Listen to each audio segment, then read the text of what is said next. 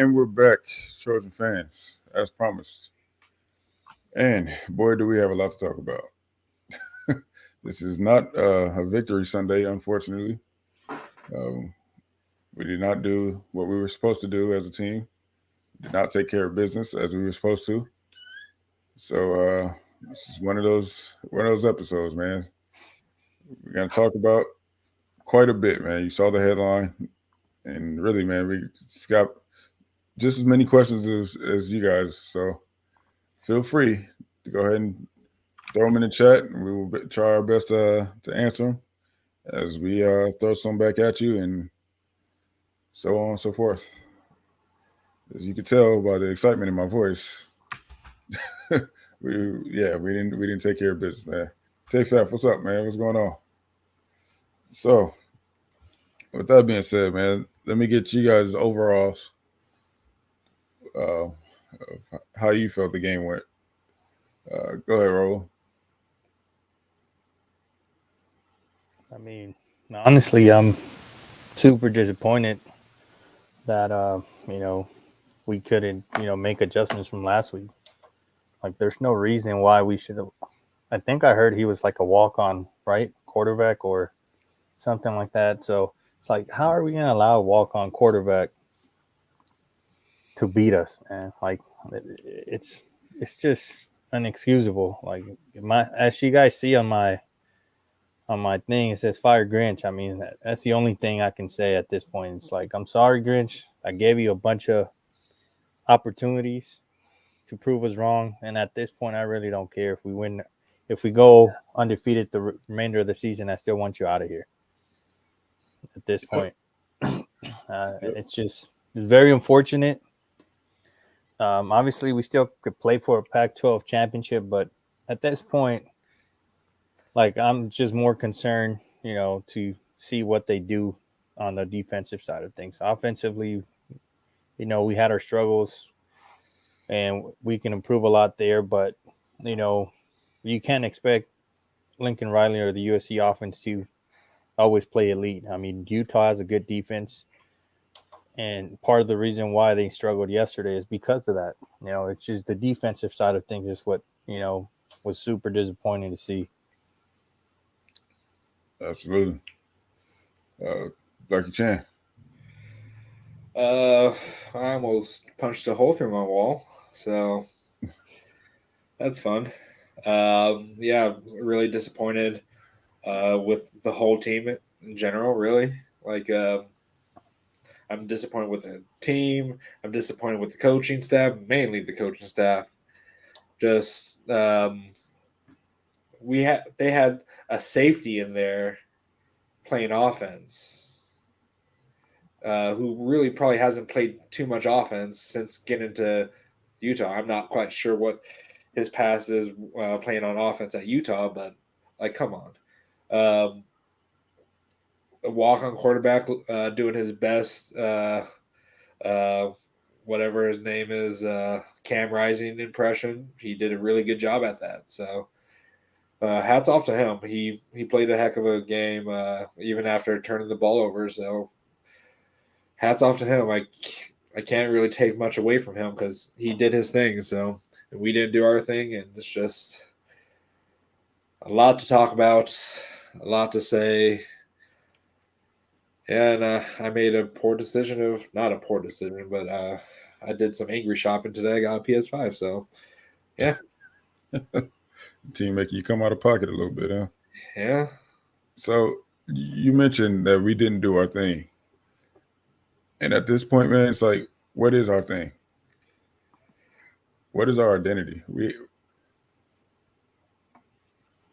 Feel free to answer, guys. Like, So if you have, feel free to give it. our thing is making other teams look good. At this point, it seems that way. Yeah, I like, mean, hey, if you're coming off a poor performance, play us, then you'll look good again. William asked, "Do we think that?" defensively, Yeah, that is, at least. I mean, offensively. I mean, our offense didn't. Our offense, I feel like, obviously they didn't play to the potential they can. But I can't blame the offense. Utah has a solid defense, so I can blame the offense. I can blame the offense for sure, not the players, not so much the players. The play yeah, call. not the players, the play calling for sure. But what I'm trying to get at is that Utah has a good defense, so it's like we can't just throw that away, right? They have a solid defense, so we knew we were gonna be up on the uphill battle in terms of putting up points. Everybody predicted like 30 something points, right? Last episode, because we knew Utah has a solid defense, right? Right. It's just the defensive side is where it's just very disappointing to see. Well, to counteract that, we had a lot of offensive penalties. Keon, or Kyron Hudson had we had a free play penalty. He pushed off. Like, you can't do that. Like, you have a free play and it gets nullified by your own stupidity. Not stupidity, but just inability to realize that you need to play clean at this point. Yeah, Caleb, I mean, Caleb Williams we were in the red zone and he just drops the ball. Like, literally, we dropped the ball that game. Like, that should have at least been a first down, because we still had a chance to get a first down. And that was third and 4. Easily something that could have made. And there was someone wide open. I can't remember who it was, but they were wide open. You can't have those kind of mistakes. You can't have Diedich having some more issues with penalties. So it's just like the team wasn't ready. The offensive wasn't ready. We had short bursts, but you can't do that. What's his name? I don't. He's always balled out for us. Marshawn Lloyd fumbling the ball. You got to take care of the ball.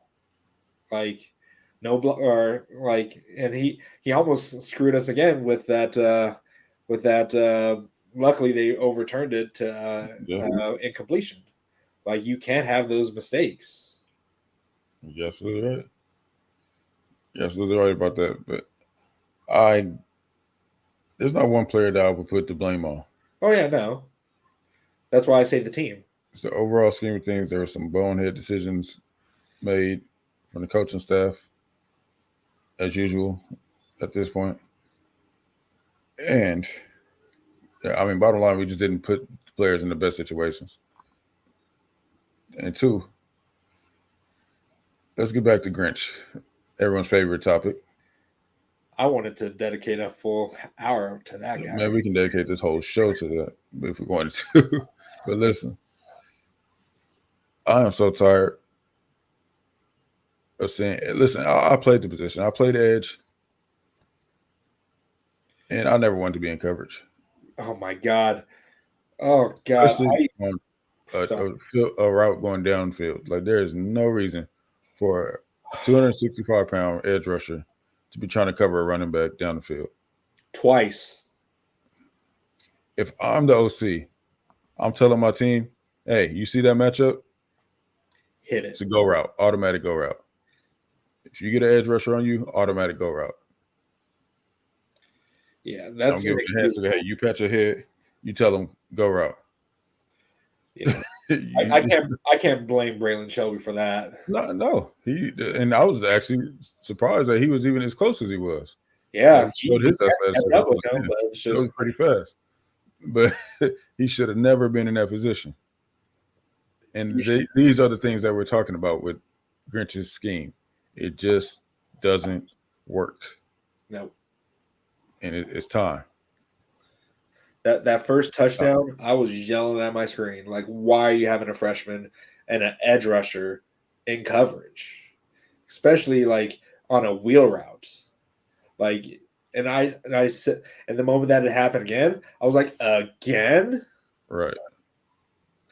Come on. And plus, it's not like it's hard for him to do that because the running back is already 5 yards a head start, where he has to turn his hips quickly, which he's not used to doing on a day-to-day basis. He has to turn his hips and run alongside with him. Like, why are you going to put someone in that position? None of the best defensive ends, edge rushers, Jadeveon Clowney, none of them can do that kind of stuff. Like, you can't put them in that position.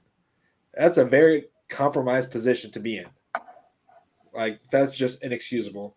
Like, the fact that he was fine with calling that is boneheaded and a fireable offense.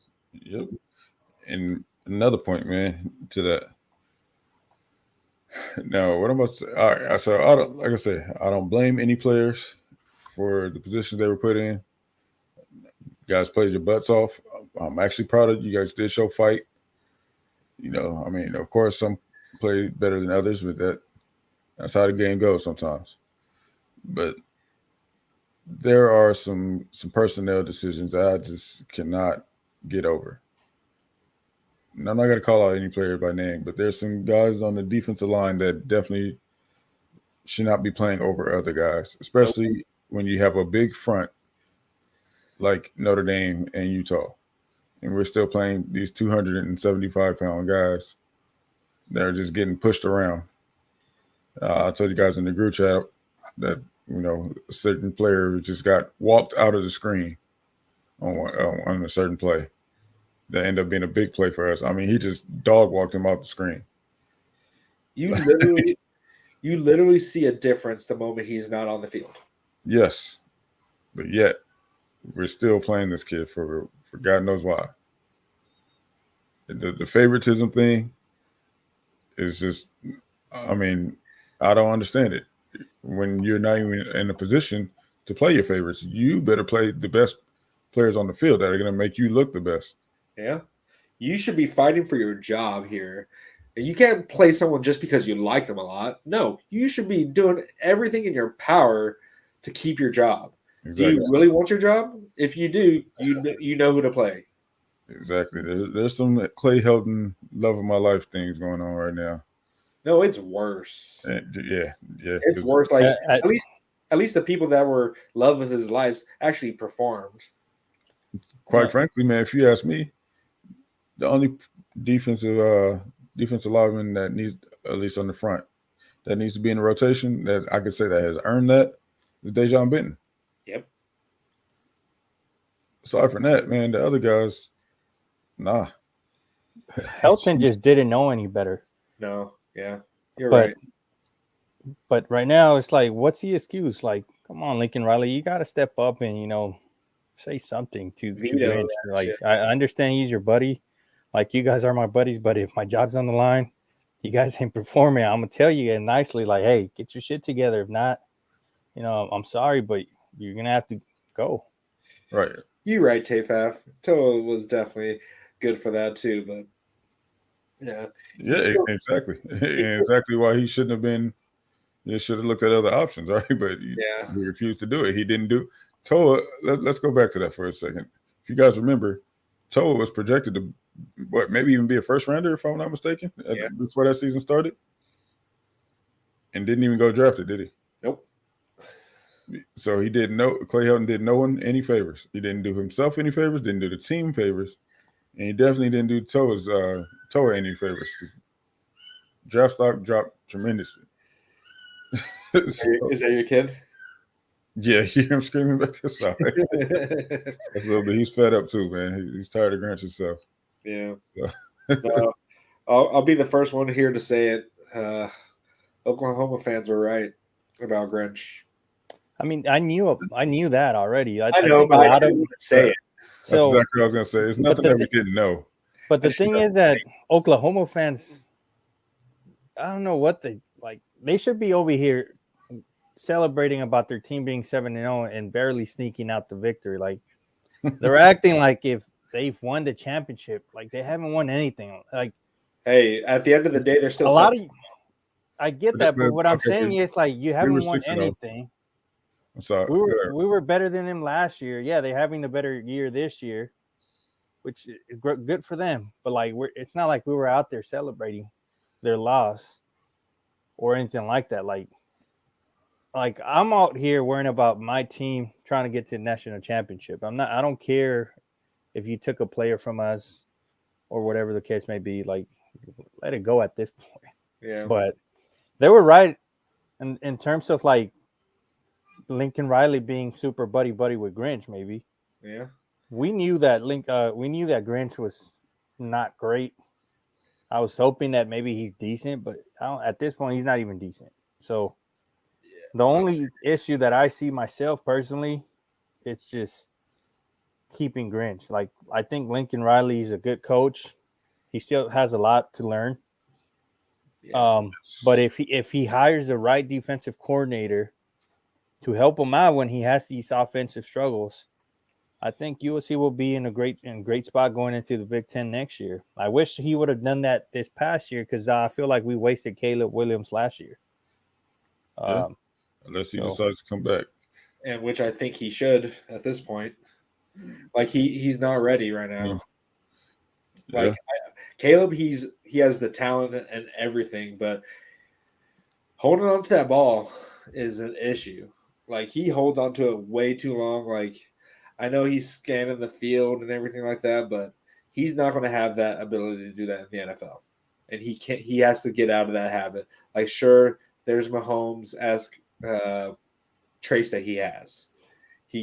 But Mahomes, like he went through bad, like I don't even know what to say at this point, but it just doesn't feel like he is seeing the field all the time right now. He just doesn't seem like he is making great decisions sometimes. That may be true, but he's projected to go first, guys. So I don't know if he's going to be projected anymore. I mean, he still is. It's 2 bad games. It doesn't erase everything he's done in the past. So yeah, he might be going through it. He might be having some internal issues with the coaching staff with some of the decisions. We don't know what's going on in his head, right? But he still has the skills. He's still, in my opinion, he's still going to go first. So as much as I would want him to come back next year, I don't think that'll be the case. Well, listen, yeah, there's still no other quarterback I would rather have than Caleb Williams. Let's not get twisted. Caleb is very much that guy. You know, this is all just emotion at this point. But yeah, I would like to see. You know, I mean, there's some things I would like to see him show up before he goes to the NFL for sure. And this is what I was talking about, though. Like his stats have been declining and kind of at a rapid pace. Yeah. I mean, so has Lincoln Riley's play calling too, and it's putting him in bad positions. So you can't. I'm not putting all that on Caleb. True. Because Lincoln has made some very interesting play calls in big games that left us all scratching our heads. So I can't put that on Caleb. Caleb has made some decisions too with the mesh offense. Like there's plenty of times he should be given that to Marshawn, to Austin, he just pulls it back. Yes, and some of his reads have been, and there's been plenty of times where he has open field to take off, and he's just been hesitant to do so for some reason. Do you guys think there's like some internal issue with the team? Like just between, I don't know, like Caleb doesn't feel like he has the same focus as last year. Lincoln Riley definitely doesn't seem like he's there. Like I knew last year we sucked defensively, right? But even offensively, like we haven't looked great this year. So like it just gets me guessing, like what the hell's going on in Lincoln Riley's head, and then maybe if it has rubbed on Caleb Williams to an extent. You know what I think? As far as the offense, yes. The answer to your question is yes. I do think there's some locker room issues or whatever going on, and I'm gonna tell you what I think. It's just a theory of mine. I think for the offense, there may be too many cooks in the kitchen. Maybe bringing on Cliff Kingsbury was not the best idea. You know, you see that how much the offense looks different than it did last year, and there's only one common denominator. I mean, outside of some players, but players' responsibility is the same. So maybe there's too many cooks in the kitchen. Not saying that is what happened. That's just my theory. Is what I think. Yeah, and you know what's crazy? I thought he was going to open up the playbook when he did that beautiful play to Zachariah Branch. I was like, okay, this is different. Like we haven't seen plays like this. It was kind of like a weird Statue of Liberty kind of play. Mm-hmm. Yeah. I was like, okay, all right. This is what I like to see. This is different. Like this is getting eyes going somewhere else, and then having because no one was following Zachariah. Like everyone was focusing on the run play, like going to Marshawn. So I was like, okay. And then he just little dink pitch to Zachariah, and he was jogging into it. And I was like, okay, that's this is a good sign. And then it just went back to basic plays. Yep. So defensively, right? So back to the locker room thing. Defensively, like USCJ mentioned here, was that 2 weeks ago? Or was that last week? That was last week. Last week, yeah. Yeah. When you have your captains, 2 defensive captains, right, who are barely seeing the field, kind of stripping their captainship. You know what I mean? Defensive In a sense. And then how are they your captains, but they're sitting on the bench? It makes no sense. Exactly. Who's the other defensive captain? I think Lee. Gentry. I think Gentry Gentry and Lee, right? It's Mason, Cobb, and Shane Lee. Okay, even if he's not a captain, he's definitely one of the vocal leaders of that team. Yeah, he definitely know.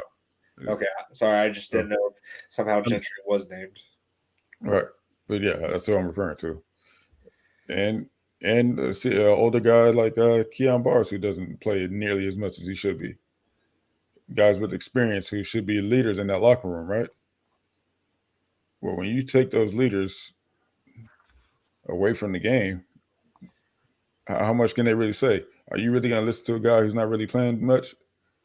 And even if that's not the case, even if players would listen to him, they don't feel that way. You know, I know if I'm a leader on a team who's not really seeing the field, I'm not going to feel like I can go tell this guy nothing. Like, man, I don't even play. You know what I mean? You know what I'm saying? I was surprised we saw Shane Lee on the field. Yeah, I was definitely happy to see him. Rajon balled his butt off. Yeah. Rajon did, and Gentry made some impacts too. He did miss some tackles. I did see that, but he impacts the game so much. Yeah, he does. He does. With him on the field. You can defensively though, like all these players, like how do you get ready to play the remainder of the season with Grinch as the guy leading the team, knowing that he may be playing some favorites? Yeah. Oh no. Like how do you recover from that? In my opinion, Lincoln Riley needs to let him go at this point. Like we're not playing for a championship anymore. So at this point, you got to look forward for the future. Whether we make it to a Pac-12 championship game, great if we do. But at this point, you got to start looking for the future. And he's like, all right, maybe the best thing for me is to make some changes there. I don't know if I'm going too ahead of schedule, guys, but let me know if I am. Listen, I'm not gonna say we still have everything in front of us, but we are still number 2 in the conference. We're still at number 2 somehow in the conference. Yeah. Oregon has 1 loss. We have 1 loss in conference. So essentially, we went out. We could still be there. Yeah, still be right there. So to fire him now, no, the time is just not right. But he definitely should, without a doubt, in my mind, be fired be let go after the season. Yeah, that is my opinion. From what I see, you can just see it. You can see it in these guys' faces, man. There's definitely some issues going on in that locker room. Yeah. Oh yeah, no. Grinch has lost the locker room except for 2 players.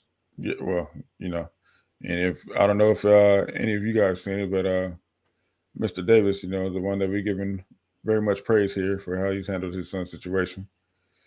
He kind of lashed out a little bit, man. I haven't. I don't blame him. Yeah, I haven't looked at anything USC related. I don't blame him at all. Yeah, he's right. And I mean, he's held it in for so long at this point, man. And like I said, we've applauded him plenty on how he's just handled the situation.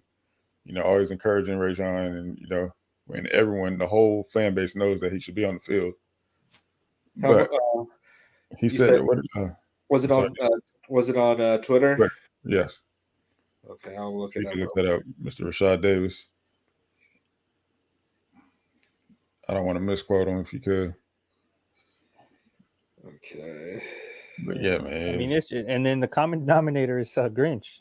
everything yeah. points to Grinch. Yeah. I mean, the offense playing bad and Lincoln making his dumb decisions Honestly, is not on Grinch, but I but mean, I mean, I might sound dumb for saying this, but I want to say that it has something to do with it because like Grinch is in his fucking head at this point. I'm sure he's thinking about it like shit's not getting right. Like, what do I do here? And it may be impacting his play calling. I don't know what something's going on though. I don't know, man. I don't know, but I don't think Grinch is someone all of a sudden figured him out and then he looks like he can't call plays right offensively to where it puts us in a good spot. I mean, I don't know what it is, but I think the defensive struggles and maybe the tension that's going on in the locker room on the defensive side has impacted Grinch, which has led to some struggles on the offensive side. I don't know. That's just my theory. I get what you said to an extent, but I don't know. Just think about it. Like you're focusing or you're worrying about all this crap that's going on. You can't focus on what you're actually there to do because you got all these worries. So at least that's how I see it. Mhm. Did you? Are you talking about where he says he's not their recruit? They are going to go with their guys, win, lose, or draw. That's the one. Yeah, that's the one. That's the one. And He ain't wrong. it's quite obvious. Like it's quite obvious. Well, no, it's kind of stupid because Gentry was his recruit technically too. Shane Lee You got a too. point there. You got a point there. Like, I don't know what he has his obsession with. And I'm sorry, I'm going to say Bryson Shaw and Stanley. Like, they have great. They're great. They I bet they're great guys on the team, but there's more people that have proven to make it more of an impact at this point. Not saying that they can't make an impact, but there's more consistency in their positions. Right. So sorry if you guys see this. I'm sorry, but it's all in the tape. It's all in the tape. It's all in the stats. The stats prove it, and we can't just go with favorites. Yep. Um. Man, I lost my train. Oh, so another another thing that was actually kind of funny. So you guys remember when Clay Helton was around? We would have fans from UCLA come into our community and say, "Hey, keep Helton around, guys. We love him here," or something like that. Along those lines. I don't know if you guys remember that. Well, now we're getting that about Grinch. Keep Grinch. As I'm walking out of the Coliseum last night with my head down because we just lost, obviously, with my wife. What we're walking out, about 3 or 4 Utah fans walking around, young kids. They're cheering, doing their thing, being happy because they just kicked their butts. Then all of a sudden you hear them begin to chant, "Keep Alex Grinch, keep Alex Grinch." You know what I mean? Which almost started a fight. Actually, they almost got beat up because they didn't realize that this ain't Utah, this is LA. Yeah. We ain't going for that. But but yeah, man. But that just says so much, man. That's where we're at right now. We're right back to square one with the coach that is embattled and can't get it together, and our opponents are loving it. It's like, Jesus, like, why can't we ever get right? And the thing about that is that it's gotten SC fans have turned their back on Lincoln Riley because of that. Lincoln Riley, I think, still is a great coach. It's just a defensive coordinator that's hurting him and not helping him at all. So it's like he has to operate perfectly on the offensive side to give us a chance to win. And when he's not, he's looked on like, oh, he's not good. His play calling's off and whatnot, which, don't get me wrong. Some of his play calling has been suspect, but the defensive coordinator is not doing anything to help him out or help the team out at all. You're right. Like I was watching the game yesterday I was telling my girls like, shit, like we didn't get that 2-point conversion, we probably lose a game. Like that's how much faith I have on Grinch. I was like, oh fuck, we may be fucked here. Or sorry, excuse my language, guys, but it's like if Lincoln isn't perfect, then we have no chance. You know what I'm saying? Because if Lincoln isn't perfect, we have no chance because the defense is going to do us no favors. How many games have we been in? What do we score? 32? Yeah. 32, 34 enough to win a ball game. 32 is enough, and it's just sad because this Utah offense was averaging 21 points. There's no way. This is the first. Well, I don't think this is the first time that they scored this much, but there is no way that an offense that is bound by a walk-on quarterback that doesn't have Cam Rising, who is the person that has destroyed us. Like, I don't get it. It's just unacceptable. Like, we've been getting beat by a lot of just backup quarterbacks. Like, that alone should be enough to get you fired. Yeah. Not to mention putting edges in coverage. So Tafaf made a comment here. Could Jen Cohen force a change, you guys think? Or is it strictly the Coach Lincoln Riley show? I think Jen listen, easily tell him that you have to get rid of him. Well, yeah, I can tell you right now, just how we're talking about this, those big money boosters, there's all those guys at House of Victory, all the alumni, all the former players, all the, they're all talking about this too, and they're all saying the same things that we're saying. So you best believe that there's definitely pressure, especially since that we left it up to Riley last year, and this is the result that we got. Yeah. Right? They left it to Riley to do that last year, and this is what we end up with. We're a national embarrassment now. Yeah. I can tell you one thing. They don't like to be embarrassed, especially at home, and especially to your rival, which like Notre Dame. You know, you don't get embarrassed at home. I'm okay with him getting fired, Grinch. Like, he could have been fired after the game, and I would have been joyful. Even if we go if we go winless the remainder of the season, I'll still be at least looking forward to next year. It's like, all right, we have something to look forward to at this point. A new coordinator. I hear you, Ro, but for me, that's not fair to our seniors on the team. No, it's not. No, it's not. But I don't know. Like something has to change because the seniors at this point, are they really in there playing their ass out for Grinch? Like, I don't know, man. It's like something has to happen though. Like either he gets demoted behind the scenes and somebody else is calling the plays. I don't know. Like I think who's the other guy that we have that has some defensive coordinator experience? The defensive analyst. Not the analyst. Is it Odom maybe or? Odom. I think he was. I think he was a D coordinator somewhere else. Oh no, something has to change because whatever Grinch is doing, it's not working. And yeah, it's not fair for the seniors, but is it fair for the seniors even if we keep the same guy? If he's playing favorites? You got a point because there's a lot of seniors who are not playing as much as they should because of those favorites. But yeah, I mean, we don't know who has what control over what as far as personnel and play calling, and you know what I mean. This they keep everything tight-lipped over there, so we don't really know the ins and outs of the program or who's calling what. But all we know is Grinch is overall in charge of defense, and it's looked terrible. Yeah. But if firing him mid-season, we know that's how we ended up with a 4-8 season. Like I mentioned last episode, that 4-8 team that we had was not a 4-8 team.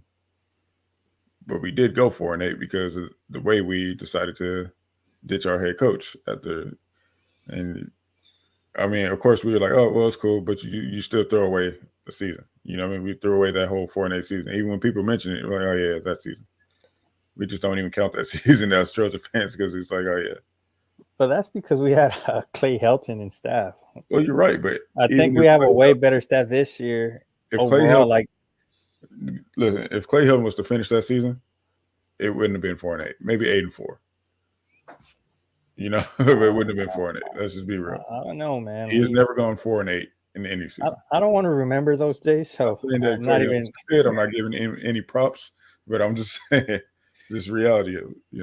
Losing a head coach does cause a lot of turmoil, like within the locker room. You don't know who to go to at that point.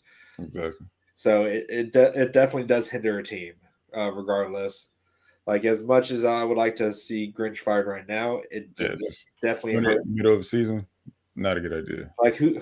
And the thing about it is, I'm sure Grinch is like the only one that knows this defense and how to call it. So, what are they going to do? Implement a new defense right away? It's not beneficial. Right. It really isn't beneficial. Our defense has, like, there are glimpses, but I think it's more just athletic ability than the scheme itself.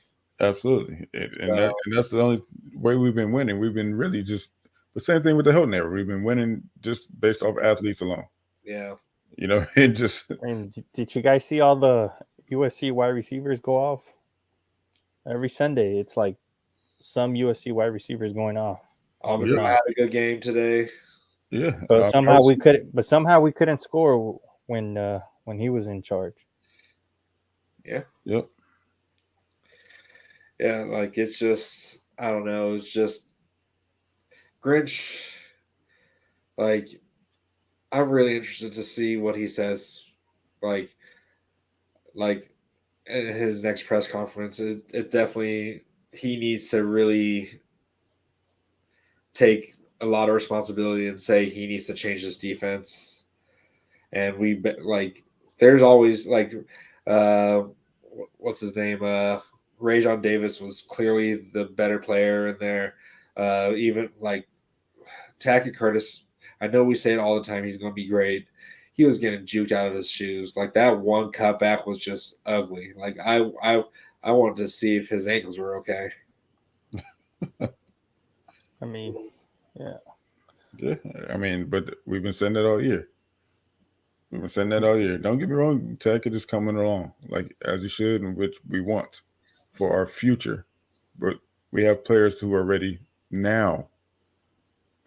And they prove it time and time again every chance they get. Every time Ray John's on the field, except for the ASU game, where he had not even a horrible game. He just had a not great game, And But that's not his fault either, because exactly. he hasn't been playing, so he's going to be somewhat rusty.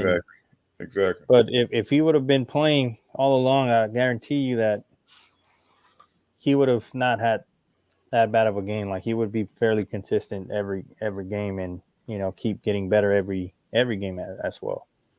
Yep. Hey, Brandon, this question's for you here. What's that? So I don't get why coaches are so damn stubborn. B. Jones, did you play for any stubborn coaches? Drove you nuts? Not in no, not in this way. No, my coaches were very insistent on playing the best players. I played for a coach that was really stubborn with playing who his favorites were back in high school. Like, I don't know, for me, I was a rotational linebacker, middle linebacker, and it's just the fact that this guy that was in front of me, he's a cool guy. He was a good player, but he was just all bulk and no talent, really. Like, he looked the part of a linebacker, but couldn't cover, and sure, he could hit you really hard, but that's not what we need. Like, it was just mind-boggling. Like there were times where, like, when I would get in there calling the plays, and he also struggled with calling the plays in too as well. Like, another linebacker ended up having to call the plays for him instead of the middle linebacker, who was the leader in our team at that point. I can call the plays. I knew all the playbook back and forth. Like, it was just really mind-boggling that I wasn't a starter in my eyes, but it was just like I feel like I made a lot of plays myself. Like I've made some game saving tackles, forced a fumble that got us into the playoffs.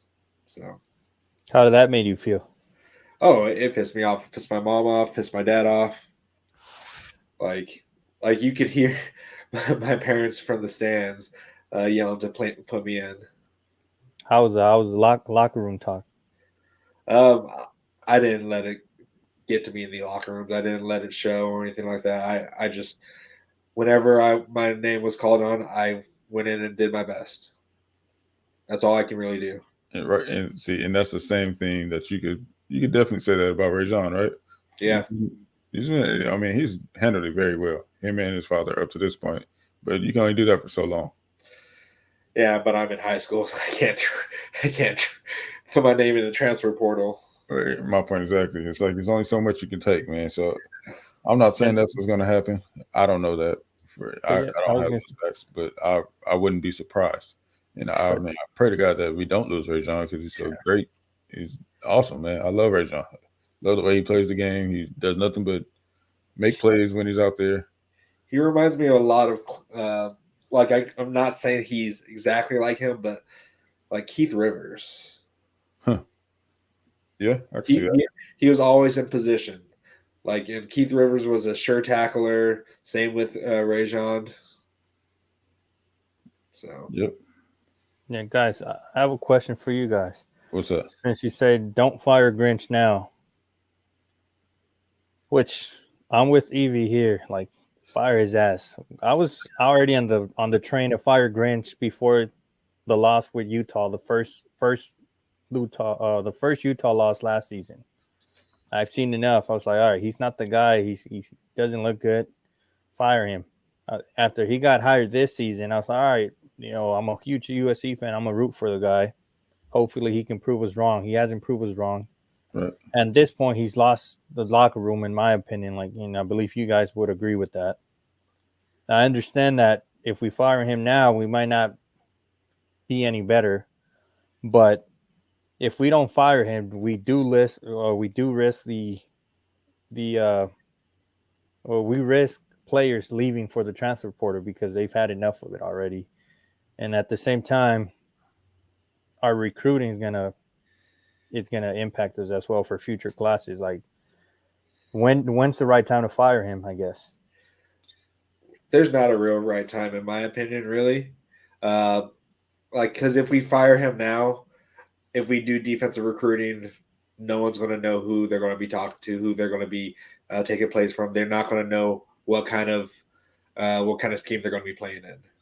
So you always want to know what kind of scheme you're going to play in, because if you don't, you don't know how you're going to be used. That is true, but that's when you sell them on having faith in you. That is true. Program and the AD and making great choices. You know what I mean? Yeah. So it's hard. Bowl season is when I would make the fire. Yeah, bowl season probably the best. Yeah, because we are bowl eligible.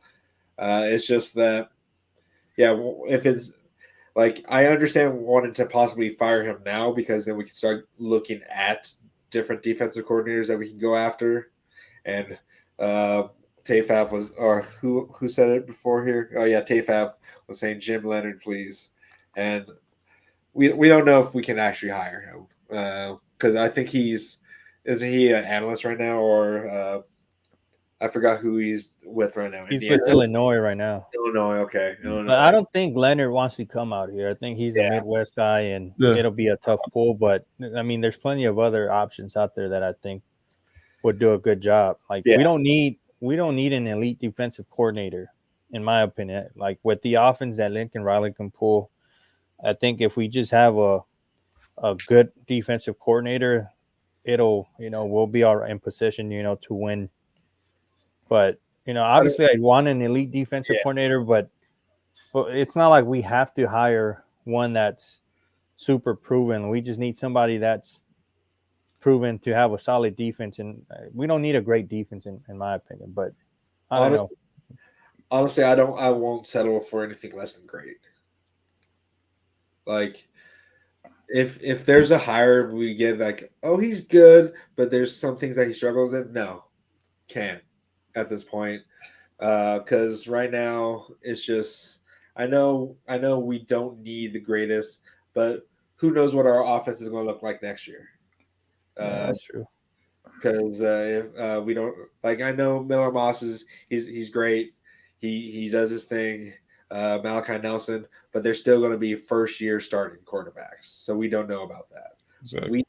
We should be able to rely on our defense when we're struggling, like what we did this game and last game and the game before that and the game before that. We need to be able to rely on a defensive coordinator that will get our team. And I guess just to add to my statement, because I agree with that. I mean, we want a good defense, but I guess what I meant to say is like if there's no great defensive coordinator out there, I'll take a good one. Like I don't know, I think a great one would be Leonard, like you guys mentioned. Who would be another great one out there that we can actually go after? Parker from Iowa. Michigan's defensive coordinator. Yeah, but like, do you He's think young. we can? He's young. He's taken this defense and made them great. Even the Georgia defensive coordinator, like I'm willing at this point to throw the money. But like, it'll be a lateral move for them, and then they're going into a situation where they don't have their players. So why would it make sense for them to make a change? Why would it make sense for any defensive coordinator to make a change if it's a lateral move? That's what I'm saying. It just depends. I Like, mean, you would have to pay more for sure. But yeah, that's why I'm saying I'm willing to. I would hope the boosters and the team or the president will be willing to make that investment. and how much would that? How much? What is that number look like? I don't know what. We have to look up market, see what the market's going for right Because now. I know, I think is it true? I think I saw somebody said that Grinch is getting like $1 million or something. Let's check Grillo and see what it says. But in the meantime, I'll tell you who I want while you're looking that up, like Chan. I want a guy who has head coaching experience to help Lincoln Riley out. Because Lincoln still is trying to figure out how to be a head coach. Let's just be honest about it. People are starting to comment that, he's a glorified coordinator. Yes, but we also have to remember he's still young. He's a young coach. There's still a lot of learning that he has to do. And the quicker that he learns, the better we're going to be. And so I want him to hire an experienced defensive coordinator who also has head coaching experience, who can help him with some of those head coaching decisions, so he can learn to be more than just a offensive coordinator. Good. So Glenn Schumann, who's the defensive coordinator for Georgia, from what I'm seeing here, is making 1.9.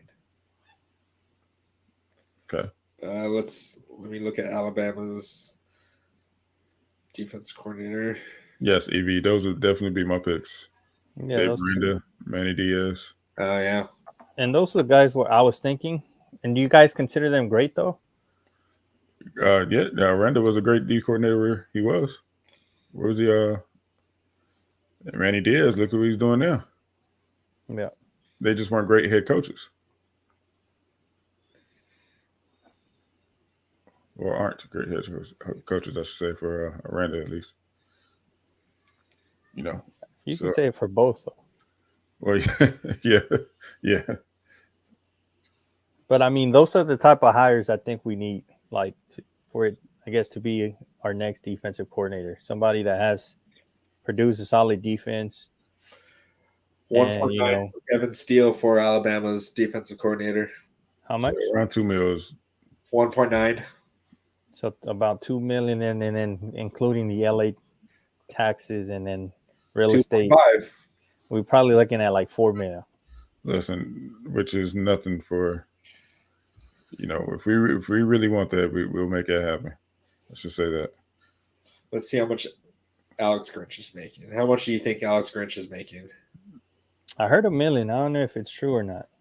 Whatever it is, too much. Yeah. At Oklahoma, it was 1.8. So he's making around top coordinator money. Yeah. Or at least at Oklahoma. Let's see. Iowa's defensive coordinator. What's his name? Phil Parker, if I'm not mistaken. I think. Oh yeah, I want to say Phil Parker. I know his last name's Parker for sure. Okay, Phil Parker. Yeah, it is Phil Parker. 1.4 mil. 1.4. There's our guy. Go get him. Let him know, B. No, Jones. Let Lincoln Riley know. no, but no. I mean, I would prefer to have someone who's had coaching experience. So You Yeah, guys think Aranda might get fired this year? Dave is making 3.8 mil right now. for how many years? That's what they were saying in 2022. He was previously getting 2.5 mil as defensive coordinator for LSU. Hmm. So, and what he got hired in 2021? I can't remember, but I don't know. We need to dish it out if we want to compete with Yeah. with Michigan, with Ohio State, with Yep. Penn State. Like, Yep. The bots know, man. They know, man. It's going to take some money to rebuild this thing. Our brand took a hit, man. If you didn't think that, you thought we are going to just, our be able to defense nickel and dime our way back to the top, and that ain't it, man. So we have to And break bad. We and have we're to. ahead of schedule as well. Yeah. I mean, it just sucks because you've got a taste of what the top may look like, right? So now as us as fans, we want to stay there and get to that next, step. But Exactly. when Lincoln Riley got hired, I thought, okay, it's going to be a 3 to 4 year process until we even get conversations about college football playoffs. Right. And we did that first year, and then second year, obviously, hasn't gone our way. But we got to remember as fans, we're ahead of schedule of where we were a couple years ago. yeah, Yeah. I mean, so Brian asked, can someone explain to me why USC cannot get any of the local elite recruits from Mater Dei and Bosco? Um, Brian, we covered this last episode. I'll mention it again. We're not paying them. It's really that simple. They're going to go. California's expensive. People are broke. A lot of these players do not come from money. So any chance they get to feed their families, to be the man in the house and feed their families, they're going to take it. If USC is not offering that, then they got to get it elsewhere. It's really that simple, man. And then it's just Alex Grinch too. It's a combination of both. Yeah, it is definitely a combination of Alex Grinch and his scheme. And yeah, we do need, like what you say, Brian, we do need to pay. Like, we're playing with one hand tied behind our backs if we're not taking full advantage of this. Exactly. Just like Clemson doesn't want to pay for. Don't want to put their hands in the NIL. I mean, the transfer portal. Yeah, it's the same situation here. If you're not going to play the whole game, then what are we doing? Yeah. So we can't expect to be on top when we're playing half the game. You're exactly right, Brian. Oregon is. They are they're giving out blank checks. I feel like at this point they're just dishing it out, and it's showing. And it sucks to say, but it's showing on the field too for them. I know Raul doesn't want to hear that, but it's hard to argue it. Yeah, I mean, Oregon has been by far the better team the last few years, the last decade, because of all of our issues in the whole NCAA violations and whatnot. Yeah, but and then now we have to compete against money too. So it's like the boosters, and then just the whole program as a whole, they need to realize, all right, we got to try something different or adjust to something. To what the current, state of college football is, which is NIL, and then also realizing that we don't have a good defensive coordinator. Why would, what's his name from Bosco that we lost on the battle with Ohio? It was Kingston. Yeah, why would he come to USC? At first I was all right, we have a chance, but maybe they know better, right? They're they are being advised from guys that are actively recruiting or actively, talking with D1 coaches. They probably saw what we didn't at the time because, we had our USC lenses, but, Alex Grinch hasn't done anything different. And they were probably playing the wait and see game. And they realized, all right, Grinch is not the guy. Why would I send my kid there? Real quick, I want to answer Mike Happy's or his comment here. So, yes, we are ahead of schedule. We should not have been where we were at with the players that we had left from last year. We should not have been in the Pac-12 championship that quick. Like, no one really picked us to be there that fast on Lincoln Riley's first year. Like, that's not a thing that happens on a regular basis when a new coach comes in and is automatically a Pac-12 Pac-12 contender. That's ahead of schedule. Like, I don't understand how you don't understand that. But when it comes to pay the recruits, yeah, like it doesn't have to be a whole lot of money, but like even just kind of having a set payment for all the players. Get like players do deserve this NIL, whether they're 4 stars, 3 stars. They are putting their bodies on the line before this. They were putting their bodies on the line without getting any recognition, pay, and NFL is not not promised to anyone at this point. So you got to protect yourself somehow. One thing I will say. Sorry, go ahead. Go ahead. No, that's fine. So one thing I will say about our NIL, once these players get on campus, they are very well taken care of. Because that's just what USC has to offer. We have the best actual NIL in college football. If you look around, you got guys who aren't even playing the greatest right now that have got nationally televised commercials. You don't even have to be a starter, but like for instance, let's take last year for instance when Kyle Ford was on the AT&T commercial. Yep. And he was never at one point a starter. You know what I'm saying? So it's an actual NIL. You can't beat USC at all. But that's not what these kids want right now. Yeah. They don't. That's an afterthought for them. They're not thinking about building a brand. They don't know how to do that. All they know is money.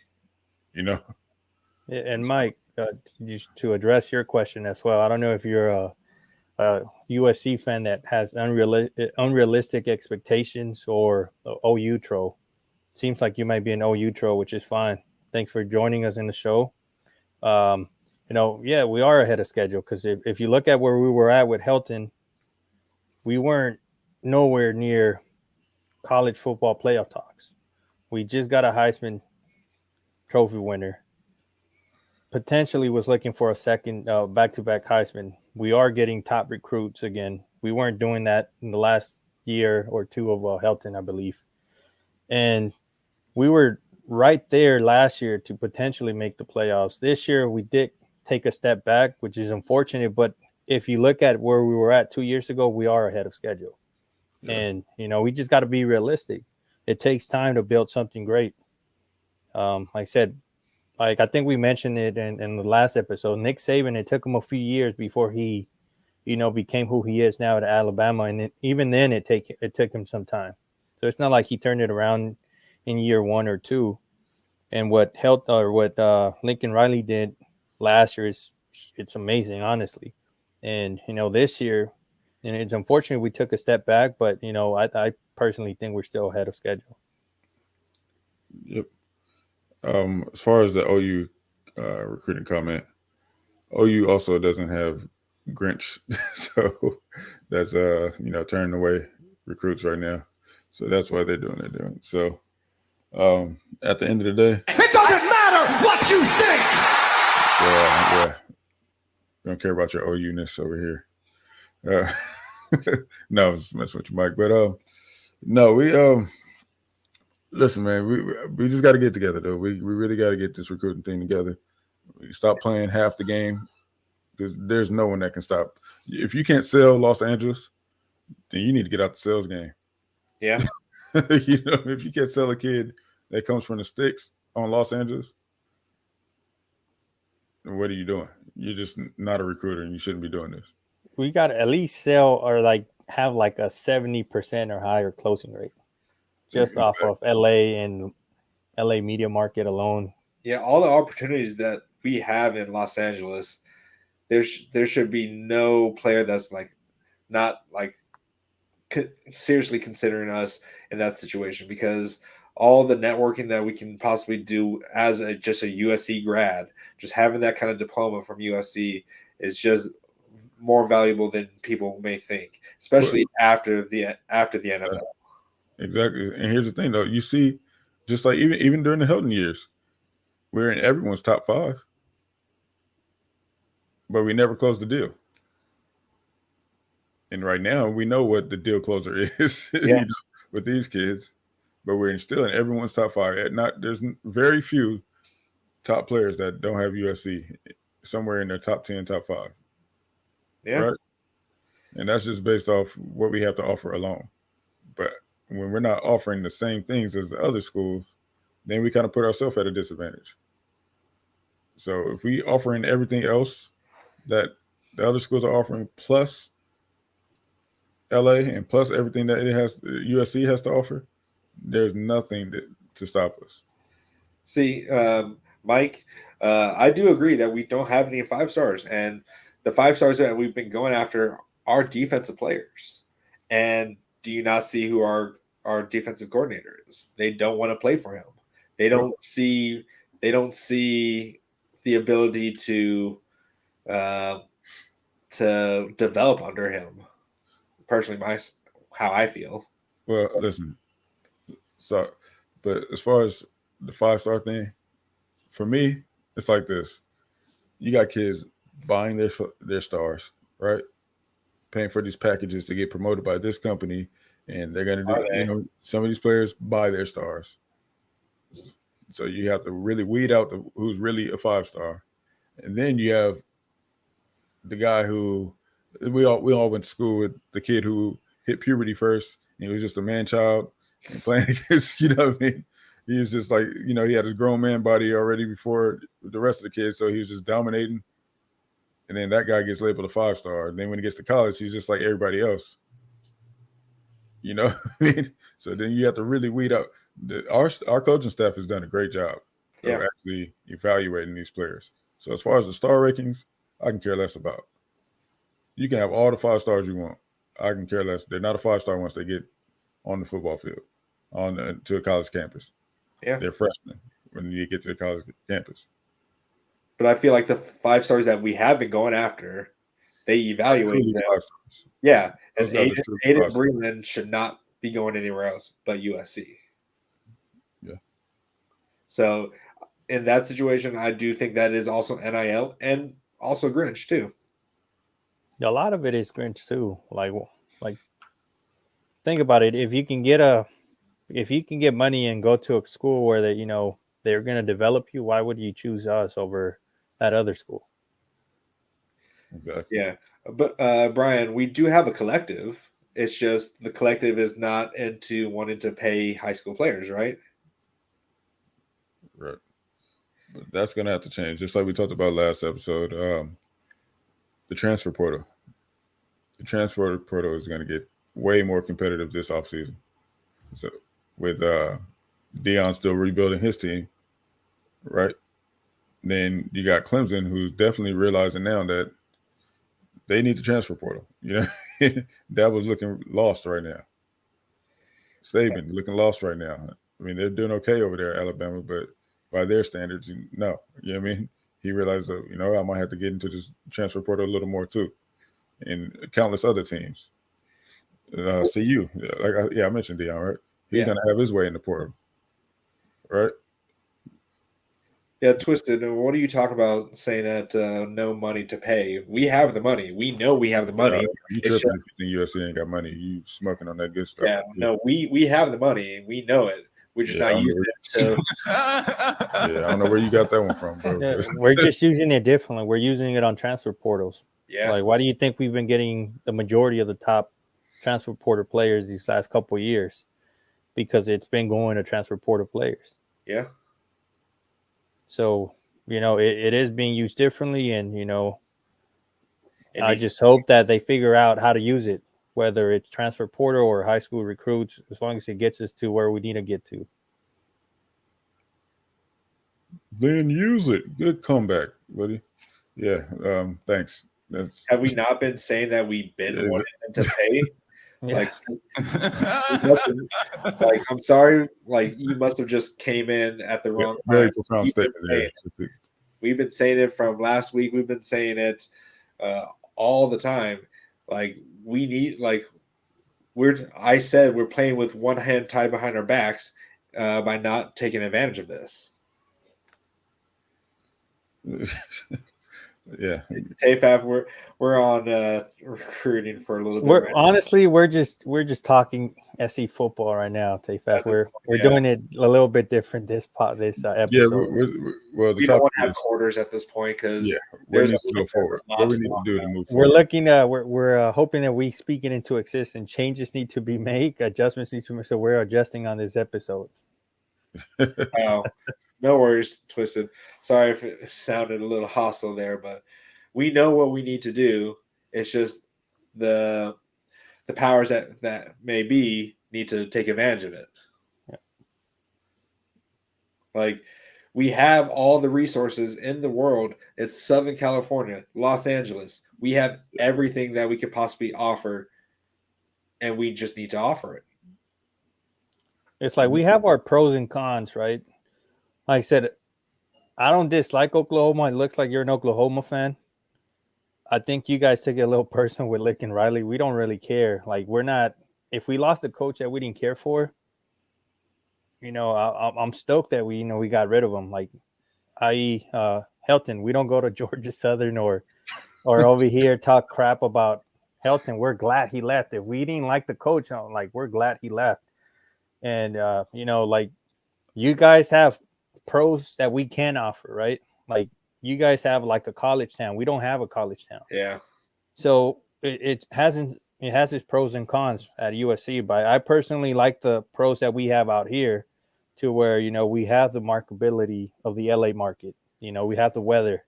We got a lot of entertainment and whatnot. You guys have the college town and you guys have a good program history as well, like us, right? But, I do. Oh, go ahead. Sorry. No, go ahead. I do wish that our fans would show up, though. Like, if I lived in California right now, I'd be going to every game. Like, there would be no way that I'd be missing a home game. It's just we really need to show out. There's a few things that go into that. So, one, it's super expensive to live out here, right? Yeah, it is. So now people are having to take on weekend shifts just to cover. Yeah. You know what I'm saying? And can't really make it to the games. Tickets aren't exactly cheap, right? What's the ticket average for a USC game? What's that? It just depends. I mean, where you're sitting at, but I mean, it's just more to the pricing on that. I mean, part of it is like it's super expensive to live out here, and then second, we're competing against all these pro teams, right? Exactly. We've got the Chargers, the Rams, and then on top of that, we got Dodgers baseball. Exactly. All of that stuff that we're competing against with. Yeah, we have two professional teams for every sport. And then concerts that we gotta concerts. Like we have a whole bunch of stuff that there's always something to do out here in LA. So we're competing against all that. So that's the only con that I personally see myself that we don't have versus the other schools, that we don't have that college town. But yeah, it's we're still a prestige program. We're a blue blood. So we have a lot to offer. I'm just hoping that NIL does get, adjusted a bit to where we focus on some high school recruits as well. But that's the thing about SC though. When we're rolling on all cylinders, it trumps all those professional teams. Yeah. The College is packed every single Saturday when we're rolling on the Pete Carroll days. 93,000 in every Saturday. Yeah. So, and like everyone, and that was when the Lakers were rolling. Everyone wanted to be on the sidelines at USC. Like we had all the stars, and we earned it though too. Yeah, we had that team to match it. You got to give us something to cheer about, man, and then we'll come cheer. That's LA for you. Yes, So you do owe me a beer. that's right. I'm not happy about it. Like, I'm not happy that Penn State lost, but You ready to pay up, Brent? Go ahead and send him that link, man. You hop on and pay his due. And then to all the OU fans that are in here, if Lincoln Riley leaves, trust me, we won't be mad. We're in a better position we were before he got here. Like, a lot of coaches are going to be lining up to take this USC job because they know the potential this program has and what we're capable of. So if he does leave, good for him. You know, we'll be okay. Yep. yeah, Plus, we can't fault anyone to want to go to the NFL. Exactly. 1 and 2, we trust our AD, our new AD that we hired. Look how Washington is rolling. That's because of her. So yeah, we have our full trust in Jinko and our AD. So if Lincoln Riley does decide to make that decision, I'm not gonna be mad at him. Go ahead. You know what I mean? We'll be all right. We'll be just fine over here. Hey, Mike, we are developing players. Do you not know who? What is it?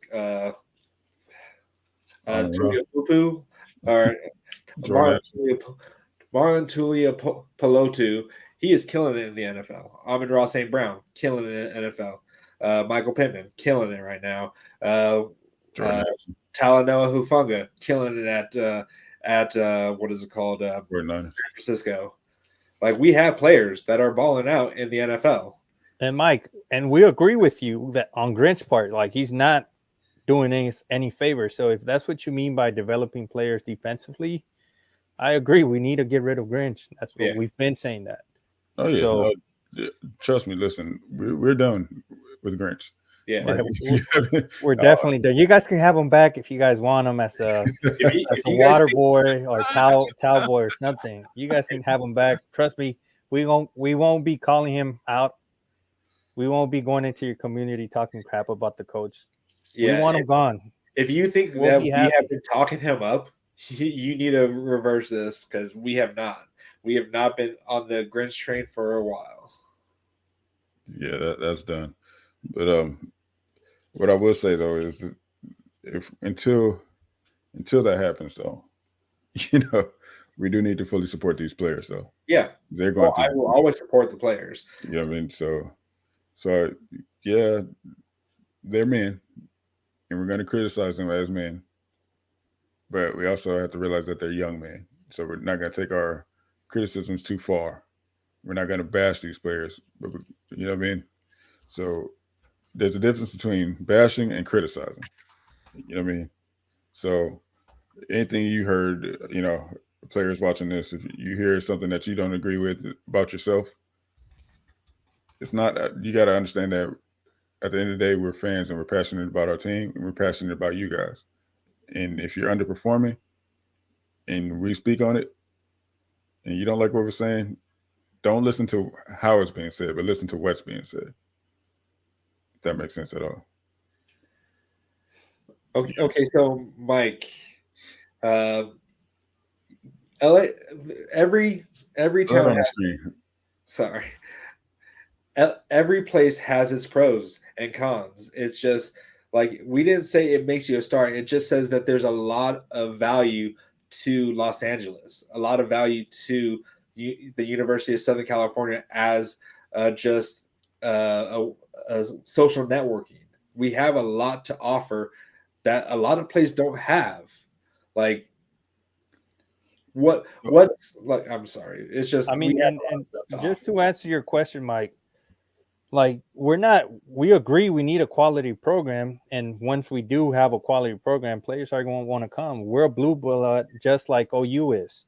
We've had the same, like, success that you guys have. If anything, we've had better success. We've had more national championships than you guys have. We've won the latest. If you're just comparing OU and USC, we've won the last championship. It was 55-19. Just fresh in your memory. All I'm saying is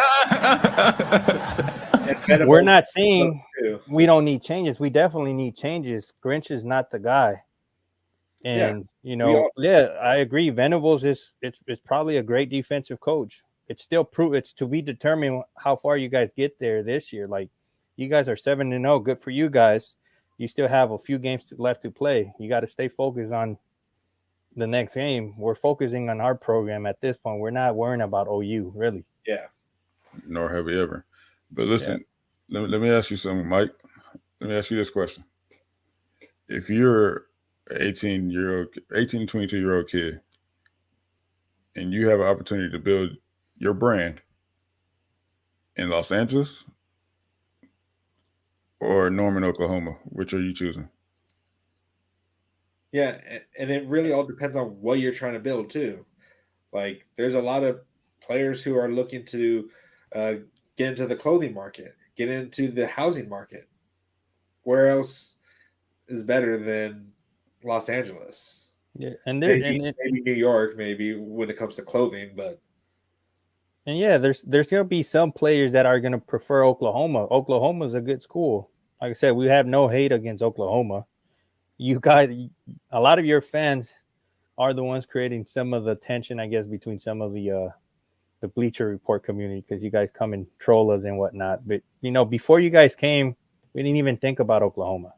Yeah, Oklahoma wasn't in our minds. We're focused on USC. We've been in a few down years because of the previous coach, and at this point, Grinch is the one kind of keeping us from taking that next step. And we've I guess all USC fans are mostly in agreement that we need to get rid of them. So once we do that, I think USC is going to be right there with the other top programs in the country. Real quick, Twisted. Any town can provide higher goals. It's not just like a small town or anything like that. You can get a higher goal anywhere. As long as you grind, that's all that matters, is you grind and work your ass off. It doesn't matter where you are in this world. If you put in the effort, put in the work, you will make your life better. That has nothing to do with the city or town that you're in. It's just, and like, yeah, some players may want a slower lifestyle, and that's good for them. Whatever they want is what they want. But if I'm just saying, we have a lot of opportunities as well that smaller towns don't offer. It's plain and simple like that. Like, it's true. Like, you cannot tell me that it's not true. But there are opportunities in Norman, Oklahoma that we don't have as well. Like, being a star in Norman, Oklahoma, you are a real star out there. Like, I'm not saying that's all that everyone wants is to be a real star, but it's just like there are pros and cons to both lifestyles. But being a star in Los Angeles, California, you're a star amongst the stars. Yeah, like Caleb Williams doesn't get recognized like some people may think he does. He doesn't. Exactly. There's like Riley said, he can go out and take his family out to dinner and be unnoticed, practically unnoticed. You know what I mean? And then since we have a lot of OU fans and we're talking about Riley, serious question to you guys: why so much hate against Lincoln Riley trying to better himself, take a higher paycheck? Like, it's been 2 years. Like, why do you guys keep hating on the guy so much? Like, serious question: why so much hate against the guy? Especially a guy that you talk bad about. If he was so bad, why is it bothering you guys so much that he's here? Yeah, like, and honestly, like, I never had any issues with Oklahoma fans until the situation with Lincoln Riley. The fact that you guys at the time when he first came over here, you guys would spam in his Twitter or something. Anytime he talks, you guys would just be there ready just to plaster the guy. He's gone. Like, if you guys are so happy that he's gone, get him out of your mind. Like, I'm not saying all Oklahoma fans are like that. It's just that the ones that are toxic are like that. Unfortunately, that's just been the majority of that we experienced. There's very few Oklahoma fans that we've experienced that have had like decent conversations. But yeah, up to this point at least. We have still Never mind. Okay, let's And then to all the OU fans, we appreciate you guys coming in here. We've been going out to different communities when we've had like games versus, I guess, the communities for the team we were going to play against. Not a lot of them joined. I don't know why OU fans are so concerned about USC, but we appreciate you guys coming in here and and asking questions and then speaking your mind. So we appreciate that. Yeah. Like I said, we're not concerned about where USC is going to head. I still think USC is heading in the right direction. I stand to my point where I believe we're ahead of schedule based on where we were 2 years ago.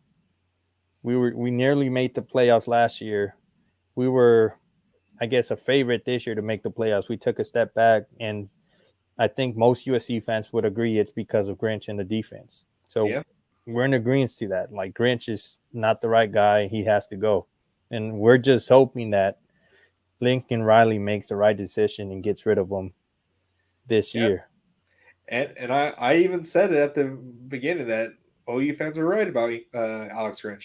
We didn't want to say it out loud because we were hoping that something would change. But everything that you guys have said is true. Hey, we don't disagree with none of it, especially at this point. We agree. Hey, but I mean, to be honest, we didn't disagree before he even got here when you guys told us about him.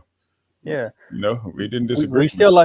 We still like Lincoln Riley. We knew Grinch wasn't great. We were just hoping that we were giving him the benefit of the doubt. Yeah, we were just hoping he would, prove us wrong because, trust me, none of us were happy when he was retained last year. Nope. For this very reason, we knew this would be a likely outcome, and now it's playing out. So, all we kept saying was maybe if he has his recruiting class that he recruited, things will be different.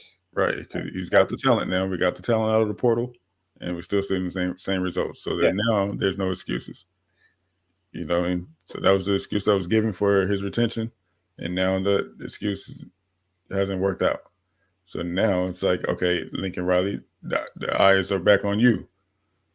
Your what you told us did not come to fruition. So now the eyes are back on you. Like, are you going to finally make the right decision? And which is the title of this whole live, right? Is Lincoln Riley finally going to do what's best for the team and the program, and not his friendship?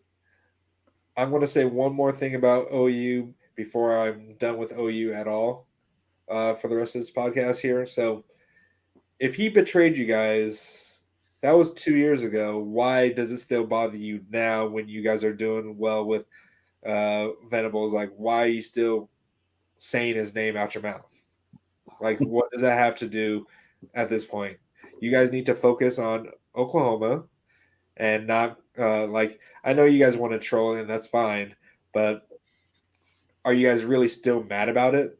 Why are you guys still mad about it? You guys feel like you guys are coming out on top with the situation right now? Listen, after your game Saturday, I wouldn't be too happy. So, at least you acknowledge it. Not very happy about it, and I don't know why you guys are so happy about that win, but sure, go for it, man. Well, Twisted Monkey, at least you understand you're petty. Hey, that was the realest statement anyone's ever made, man. At least you know that's. I respect that. Right. Okay, so are we all good to just stop talking about Oklahoma right now? Like I said, we appreciate. If you guys want to stay, we can talk USC football. We can talk. You guys are more than welcome to stay. Yeah, actually, I want to hear. I want to hear from you, Oklahoma fans. What do you guys think should be our move moving forward, aside from firing Grinch? That's a good question. Like, I do want, what would be your guys' next step with this? Because that's basically what we should be talking about. Well, I know I should have had this up here for a while now, but where does USC go from here? So we're asking you, Oklahoma fans, where does USC go from here? Trojan fam, just be patient. You get yours in too. We're asking Oklahoma fans right now. Shout out to the 22 people that we have in the chat right now. I really appreciate you guys. Just if you guys have anything to get off your chest, this is the place to do it. This is USC therapy for the fans at this point because we're all upset about it. We're all venting about it. You guys can vent too, so don't be shy. Hey, and if you guys lose, there's gonna be a lot of USC. There's gonna be a lot of petty USC fans. So Yeah. get ready to get trolled. I'm just saying because Yeah. you guys have been talking a lot of crap. I personally myself won't go into your guys' community I won't either. talk crap because right now I'm really just focused on USC. It's been tough dealing with this damn loss last week and this week, and I already knew what the issue was, and it hasn't been resolved. So I'm just hoping it gets resolved this year. You want to resolve yesterday. Yeah, I wanted to resolve before Yeah. the Utah loss last year. Well, yeah. Well, yeah, it should have been resolved after the season, but let's see. Make Link hire an old school disciplinarian to make it. Yeah. Yeah. I mean, that goes alongside with what I said. I want an experienced defensive coordinator who's been a head coach before, but a no-nonsense guy. We need one of those no-nonsense guys on our staff, like a Coach O. I know people are like, yeah, not Coach O, but you get what I'm saying. It doesn't have to be Coach O. I'm saying a Coach O-like figure who's the no-nonsense guy, gonna hold players accountable and get in their butts. You get what I'm saying? Yeah. We need that. We have our first Ohio State fan in here. He says, Jordan Kapler, I'm sorry if I said that wrong here, but I want to be clear. I'm an Ohio State fan, so I've got no dog in this, but curious to hear your thoughts on Caleb's demeanor on the sideline. Just seems to me he's not a leader unless he's winning.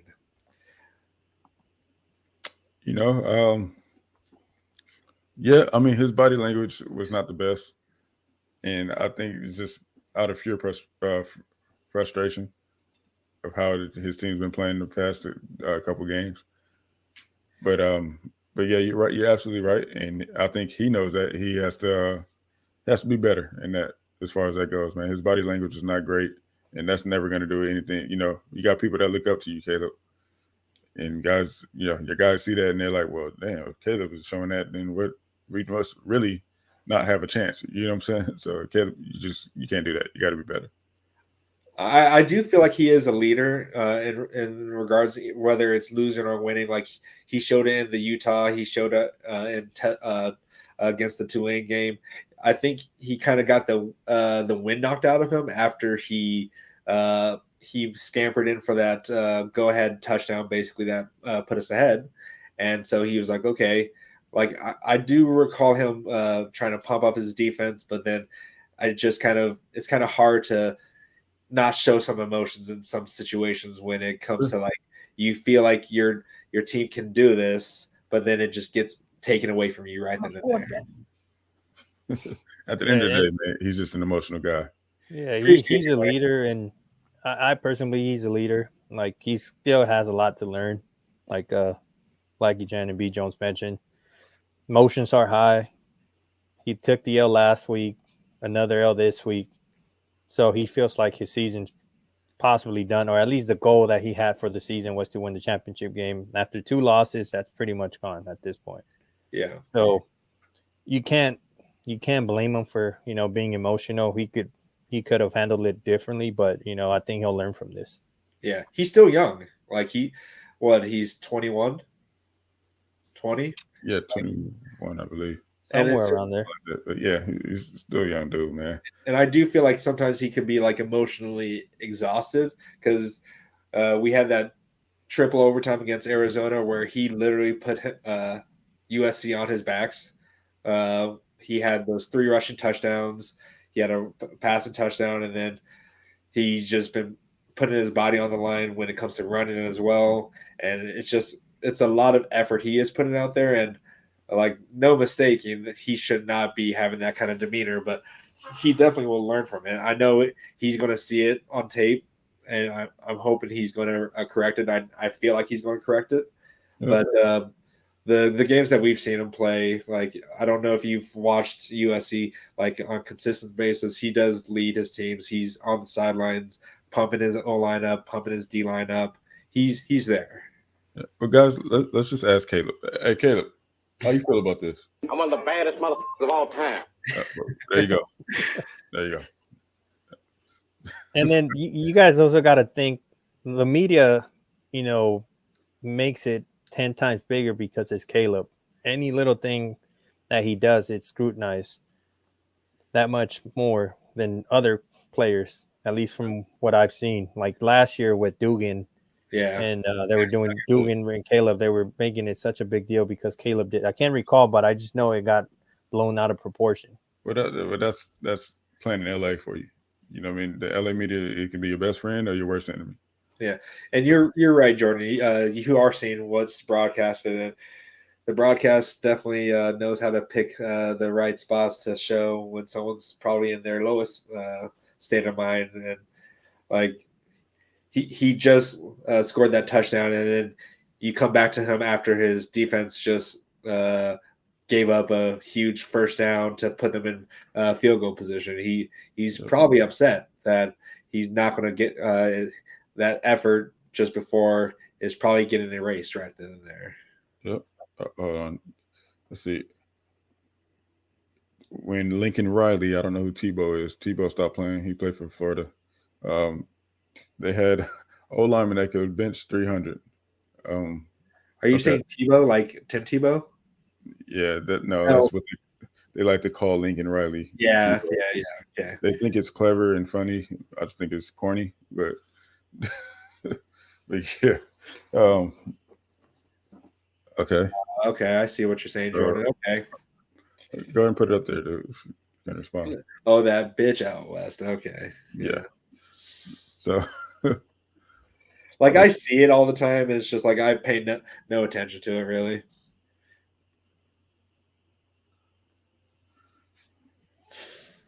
But yeah, no. Oh no, we're excited, Jordan, when we come out to the Big Ten. I know it's going to be kind of rough if we have Alex Grinch still as our defensive coordinator. But I'm out in Minnesota right now. That's where I live, and I'm going to be going to all those games. Like when we're going to the Horseshoe, I'm excited to go to that game. Michigan, I'll be excited for that. Penn State, I'm going to go to all those games. I'm excited to experience all the different stadiums. Let's see.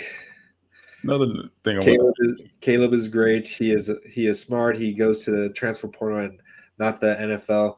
Otherwise, bust. Okay, but worst comment ever. But anyways, so what I was gonna say was another thing people have to realize too.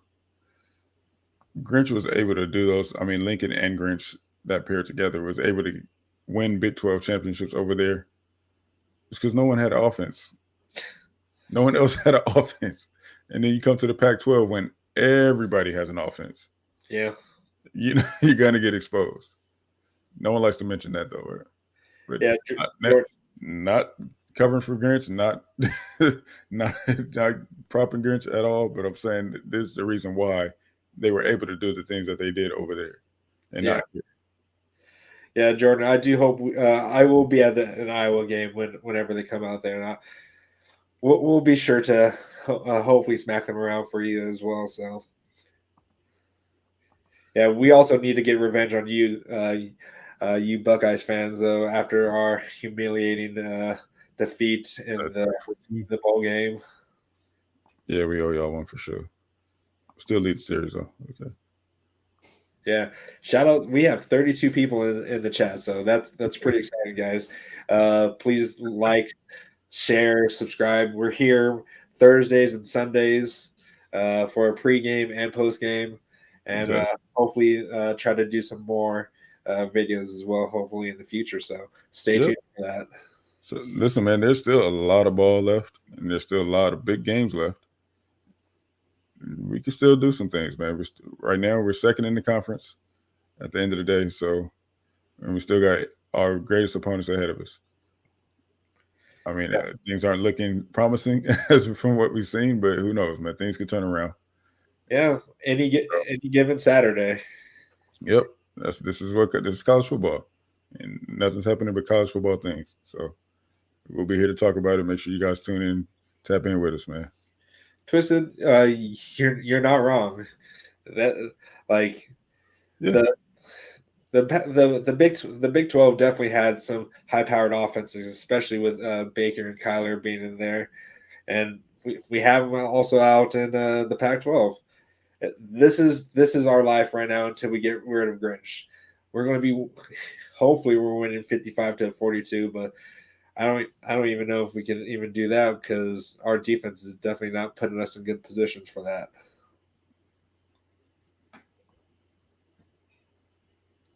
Let's see. Jordan says, do you guys feel this is a team that can pick themselves up back up? Not saying they're down fully, but legs are shaky. Yeah, legs are definitely shaky. They have everything. They have all the tools to pick themselves up. Whether they use them or not is yet to be seen, man. So we're asking the same question right now. That's where we're at. We have the players to do it. It's just whether Grinch can make the adjustments to help us pick ourselves off the ground, because we can rely as much as we want on athleticism, but if we're not using the players that we need to, we can't rely on that. Exactly. And for that, I urge you guys, once we end this live, to go back and watch it from the beginning. We talked about all the personnel things that need to happen in order for that to take place. Fight on to boxing and Trojan's narcotics. That's an interesting way to end it. Boxing and Trojan narcotics. Okay. Interesting name there. And then to all the USC fans in the chat, put what do you guys think we should be, or where do we go from here? That's right. Yeah, it's time to hear from the Trojan family, man. Where do you guys think we go from here? Brand, I know you got plenty to say. So. I wish Tyler was in the chat too. Same with Gunner, but I think the team playing last night made them sick. So yeah, man, that's how bad it was last night. We had two of our usual cast members go down. So if you're new to us, you probably recognize that we're a little short-handed tonight. But, so for all the people who haven't been in here since this team made me so upset that I ended up buying myself not showing up. Yeah, it's not really showing today. I ended up buying the bullet and buying a PS5. So this guy rage shops.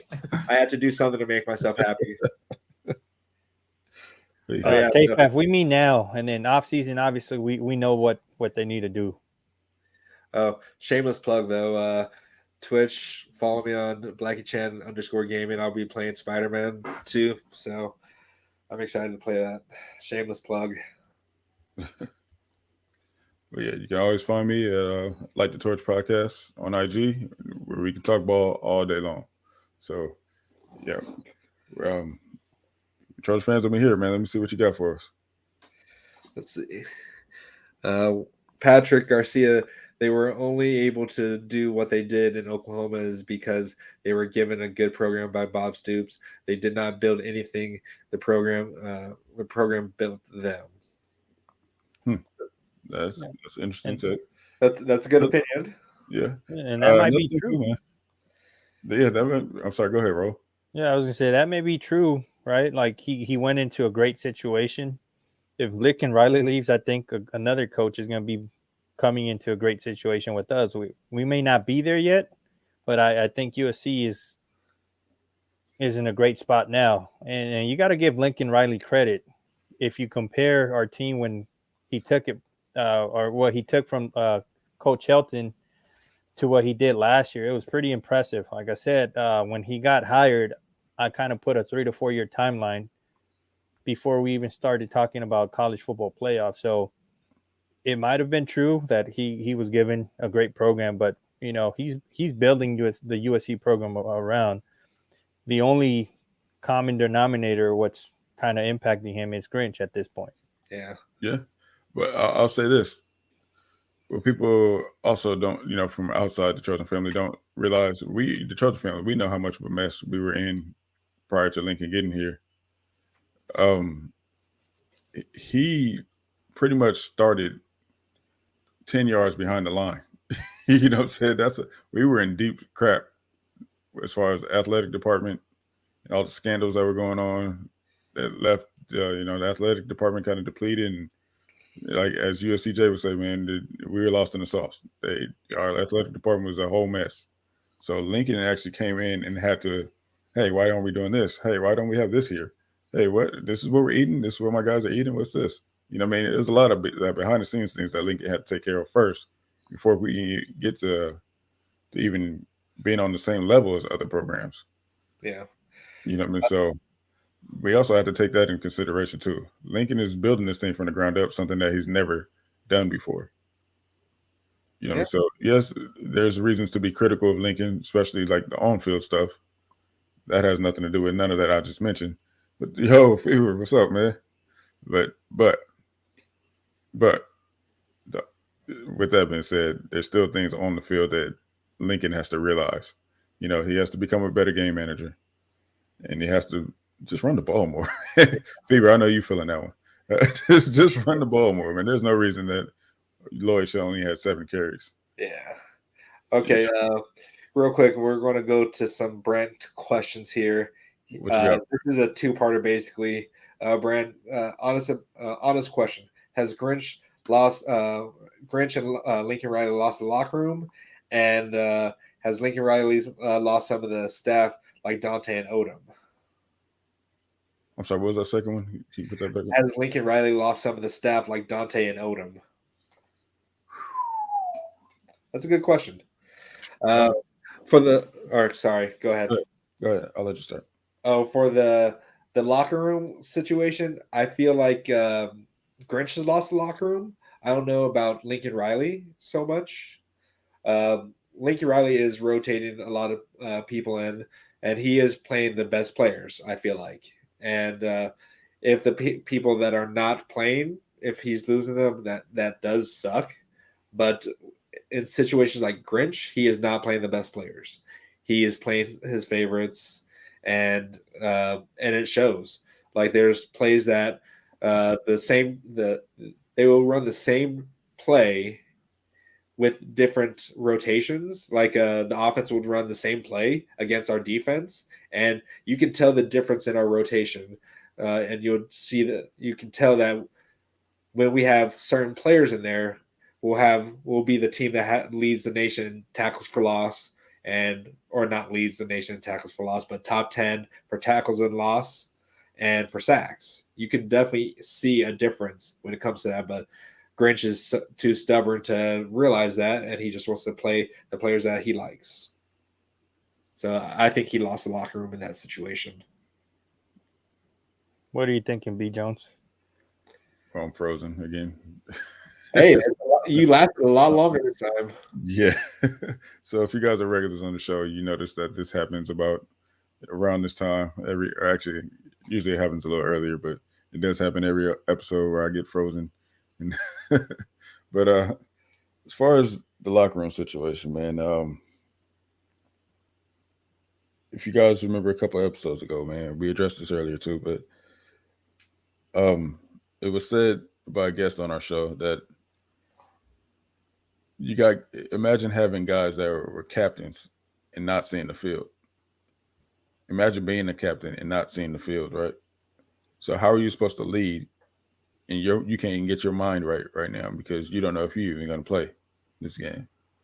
So how are you going to lead everybody else when your mind ain't right? So if your leaders don't have the most confidence, how can they lead? How are they going to put their best foot forward for the team when their mind can't get right? You get what I'm saying? So of course the other players are going to see that, hey, this is my leader, and he ain't, you know what I mean? His body language is kind of funky, and like I can't even go to him right now. You know what I mean? I can't even seek his guidance right now because his mind ain't right. Yeah. So yes, that's gonna, and it's obvious at this point. If you guys, a Trojan family, you guys know, but for others who are just not really paying attention to USC, I'll tell you guys this: it's crazy what we're seeing when it's blatantly obvious who should be on the field, and we're seeing the opposite. You know what I'm saying? And it's almost criminal to like the players that are just so obviously better and they're not getting on the field. Of course, you're going to lose to the locker room that way. You know, parents are seeing it, players are seeing it, fans are seeing it and saying it. You know, alumni are seeing it and saying it. It's ridiculous at this point. So I got to ask Oklahoma fans, man, did you guys have that problem with Grinch when he was at Oklahoma? Was he playing his favorites over the best players? Yeah, like please let us know that, because I didn't like a lot of the time when Oklahoma fans would comment, they never mentioned anything about favorites.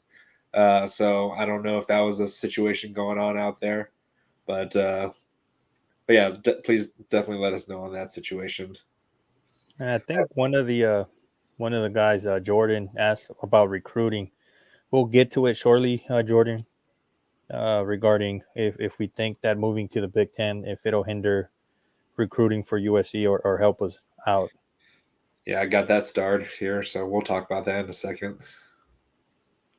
But yeah, what do you think, Raul? Do you think he's lost the locker rooms? I think Grinch has definitely, if he hasn't fully lost it, at least he's lost a few players. At least that's what I think, because of the favoritism. Regarding coaching, I mean, that one's hard to answer. You can't really answer that one just because you don't know what goes behind the scenes, and it's not as noticeable. But I mean, I could see it, especially if Grinch is not taking any type of advice from like Coach Dante, and then who's the other guy? I say Odom. Yeah. If he's not listening to them at all, like I could see them, not being fully focused. Yeah.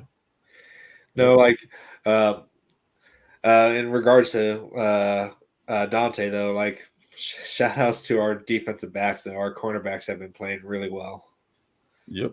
Yeah, And if you look at our recruiting list at this point, right, you see a lot of DBs. yeah. Who do you think the point of contact is for the DB recruiting? It's Dante Williams. So I've been seeing some posts saying, "Oh, Dante Williams has to go." Dante, man, are you out your mind? Yeah. Yeah, Dante. Dante is our leading recruiter, just like he always has, man. Yeah, and our leading developer. Look what he did for Mackay last year. yeah. Mackay's actually doing good at Minnesota as Exactly. well. So yes, our DBs had a rough start, but you got to think about Damani Jackson is basically a true freshman. yeah, and he's balling though too. Yeah, now the game's starting to slow down for him, right? Yeah. And now look what he's doing. He's shutting it down. Same with Christian Roland Wallace. Yeah. Back off my dog, man. Back off Dante, man. Y'all tripping with that one. Y'all tripping, man. All right, let's move on really quick to Jordan. Jordan, if you're still in here, here's your question. I know there's tons of talent out west, but do you think moving to the Big Ten conference helps or hinders SC's recruiting? B. Jones, what do you think about that? It definitely helps. Definitely helps. You look at the Big Ten, and to me, that's the blue blood conference. Hey, there's going to be plenty of big games.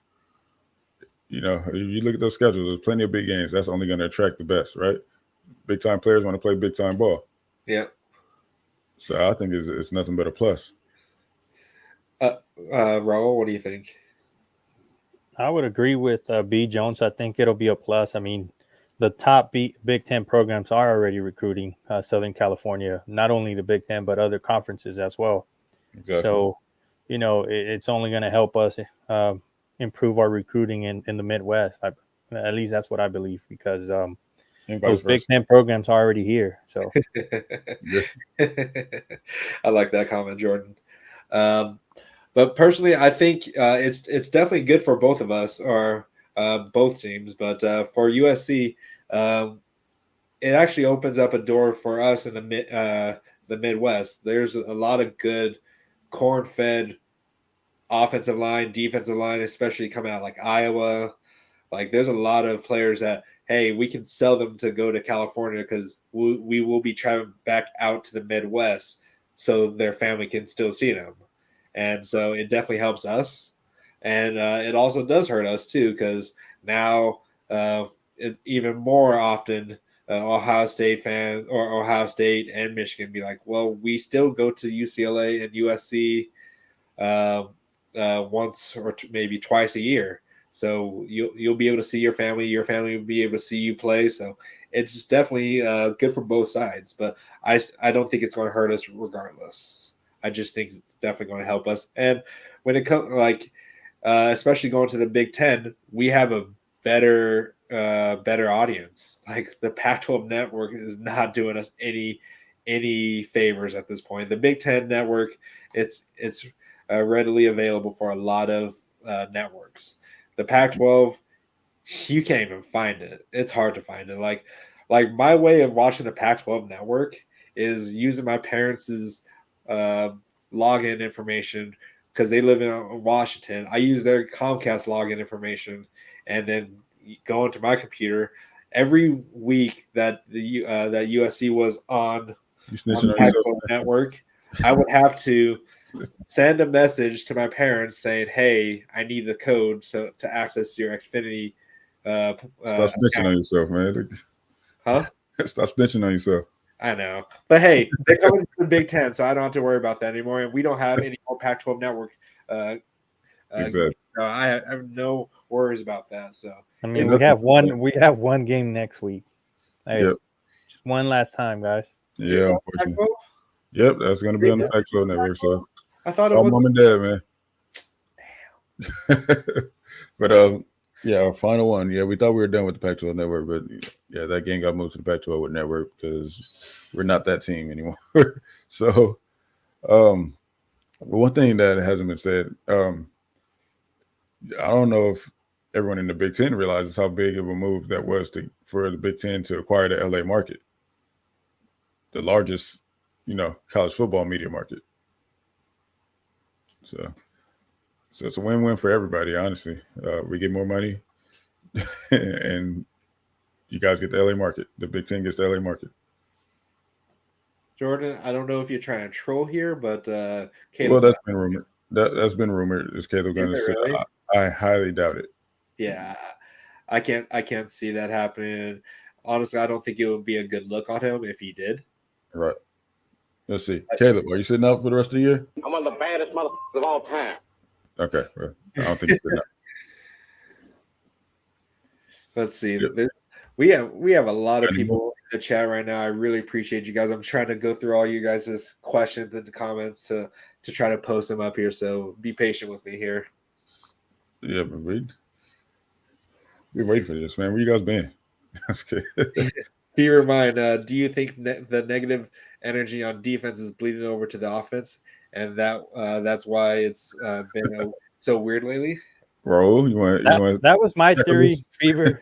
That's my theory that Lincoln Riley has to devote a lot of his attention and focus on that side of what's going on, possibly, and it's allowed him to impact him on the offensive side and just basically his leadership. Oh, yeah. Real quick about the Jordan or Caleb sitting out. If that came from Acho, I would not take anything serious from Acho. That man, his comments mind boggle me every time I listen to him. I just stop listening to him and Stephen A. Yeah, no, I'm good. If that's where it's coming from, yeah, don't take that with the smallest grain of salt you can ever find. What else we got? Let's see here. Let me see here. Okay. Brent said, should Dante get a true look at being the defense coordinator? He didn't do a great as head coach, but that was because of mess. Yeah. I think he would allow the coaches to coach and play the best always. You need to check your spelling, my guy.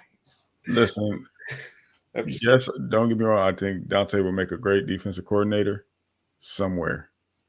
I don't want him to be defensive coordinator here. This is not a place, or it should no longer be a place for people to start their new career, new jobs. Like, you know what I mean? Like get promotions and listen. We need experience, Proven. so proven, and you know someone who's disciplined. Don't like I said, Dante is going to be a great coach someday, great coordinator, and then possibly head coach someday.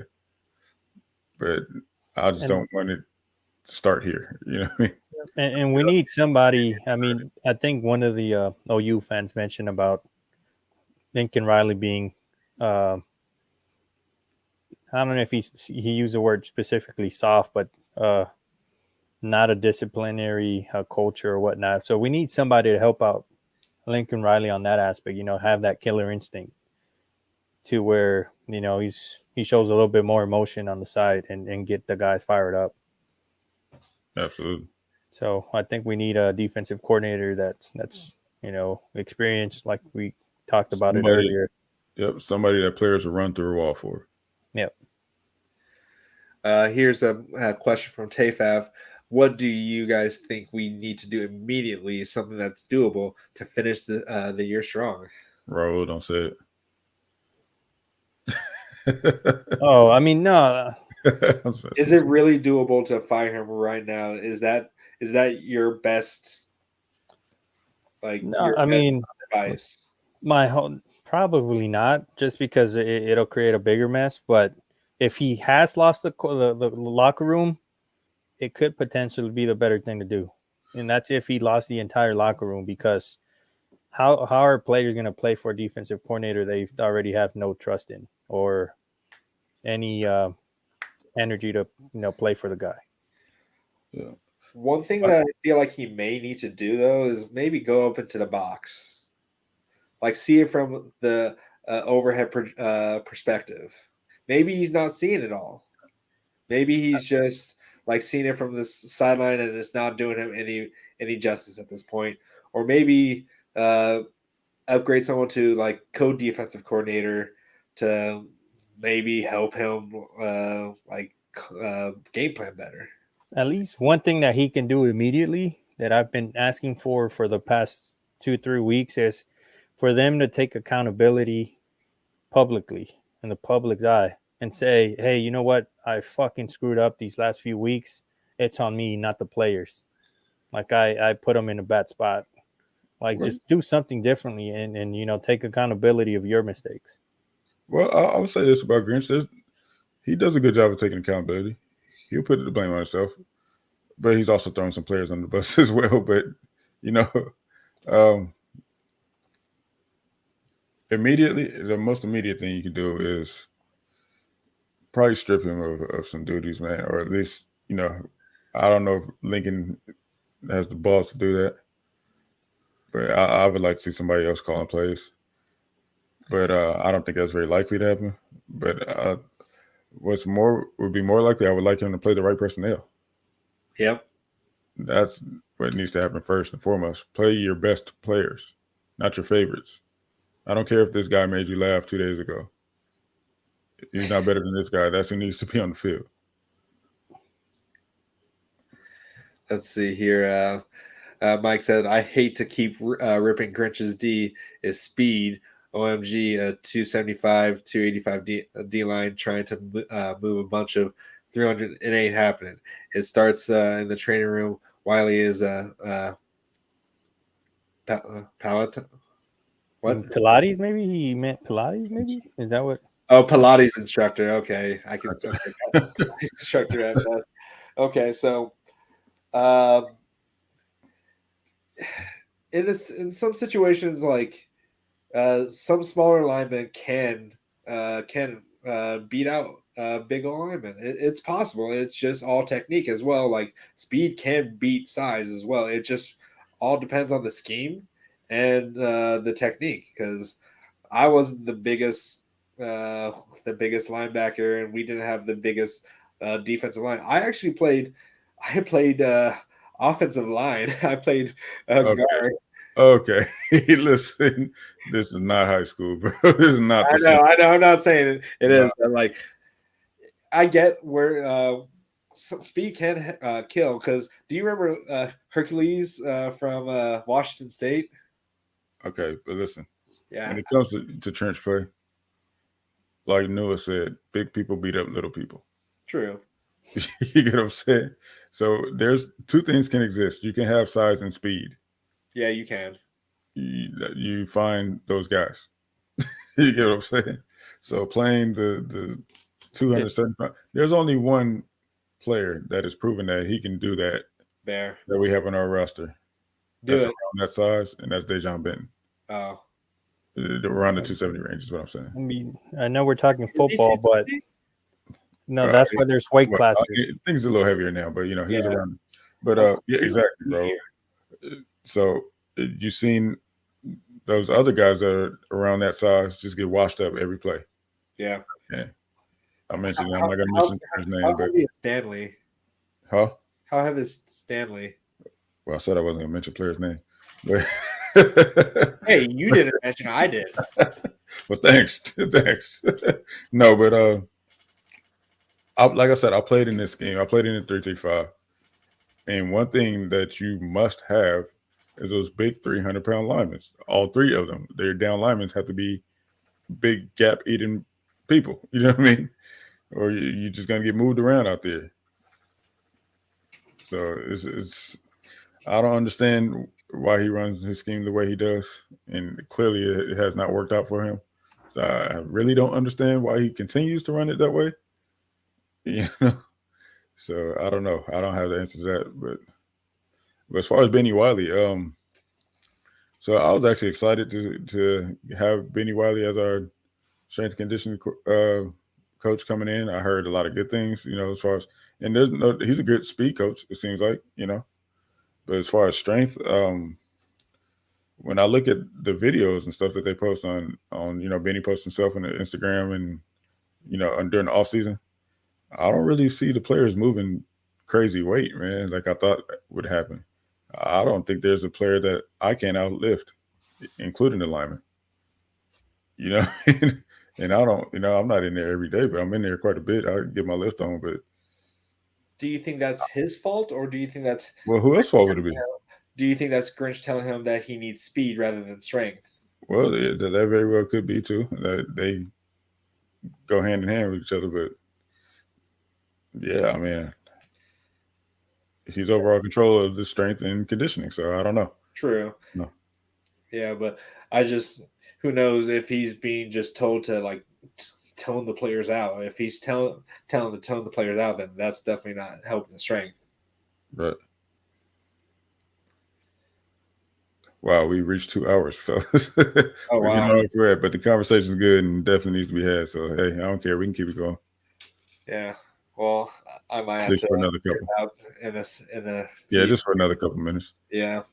But yeah, Yeah, no, shout out. We keep fluctuating at 30, so that's definitely great to see that we have the people here communicating, talking with us, and trolling and Yeah, whatever.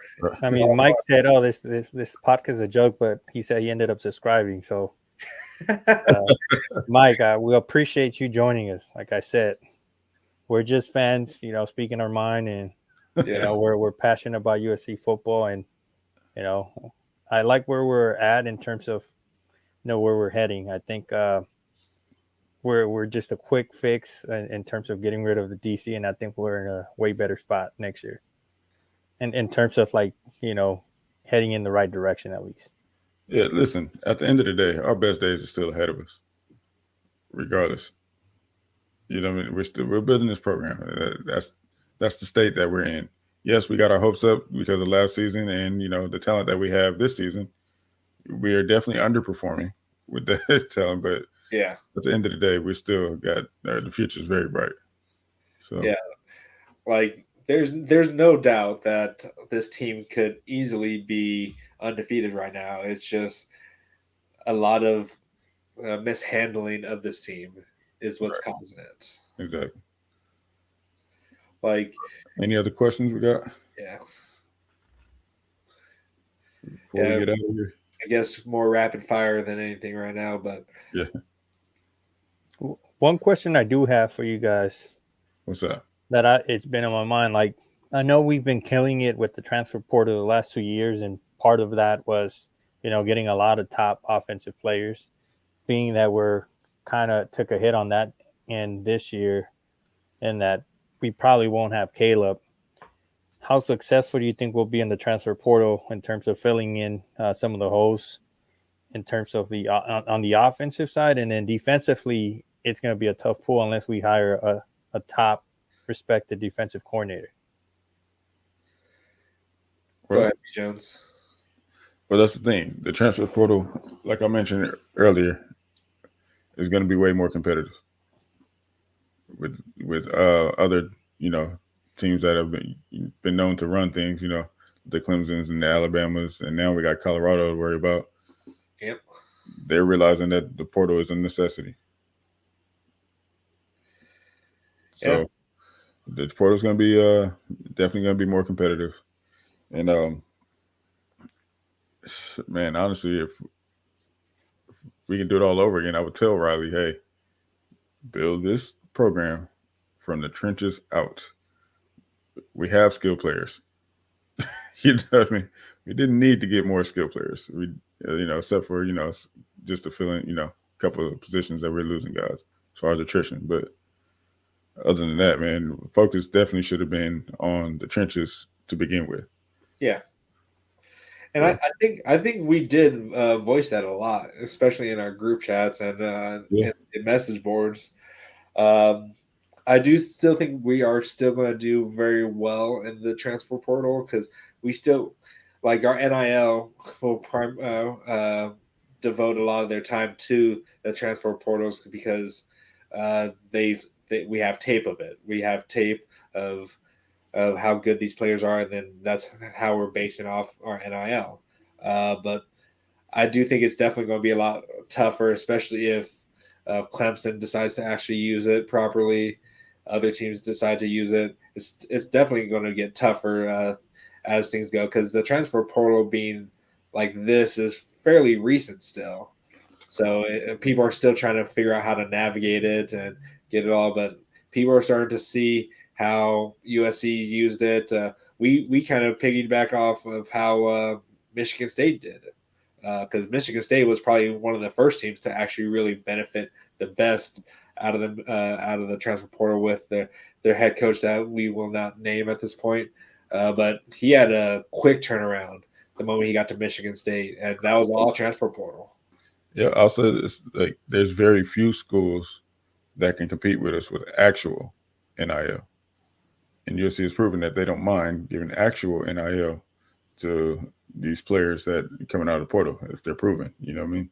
Yeah. So, although it will be more competitive, there's still not, if any, school that can compete with us on that level.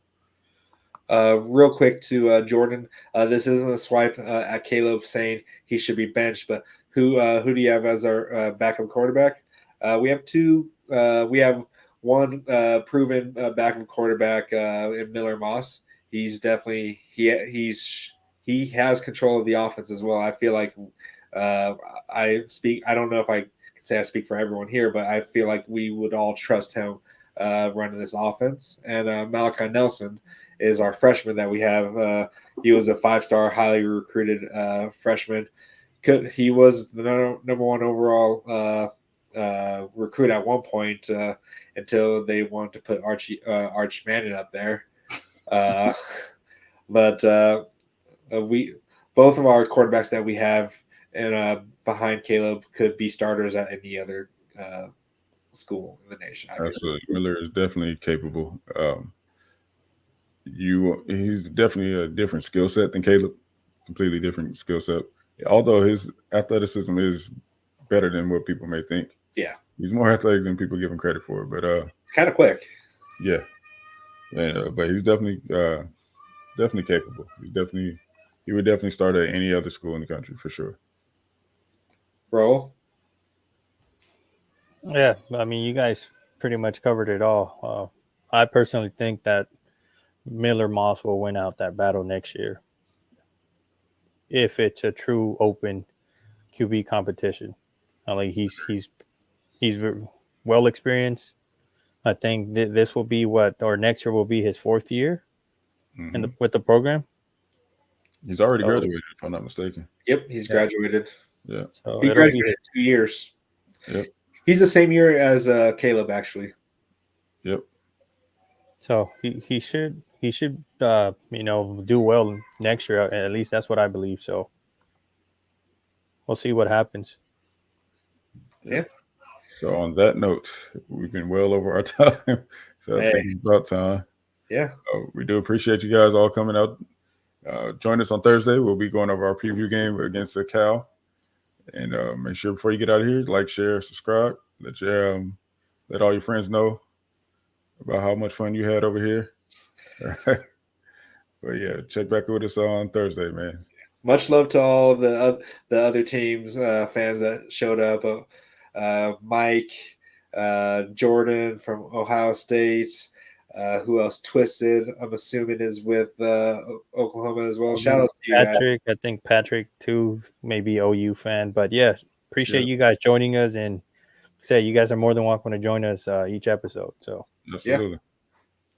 All right. So with that being said, we're out here. Fight on. Fight on, fellas. Well,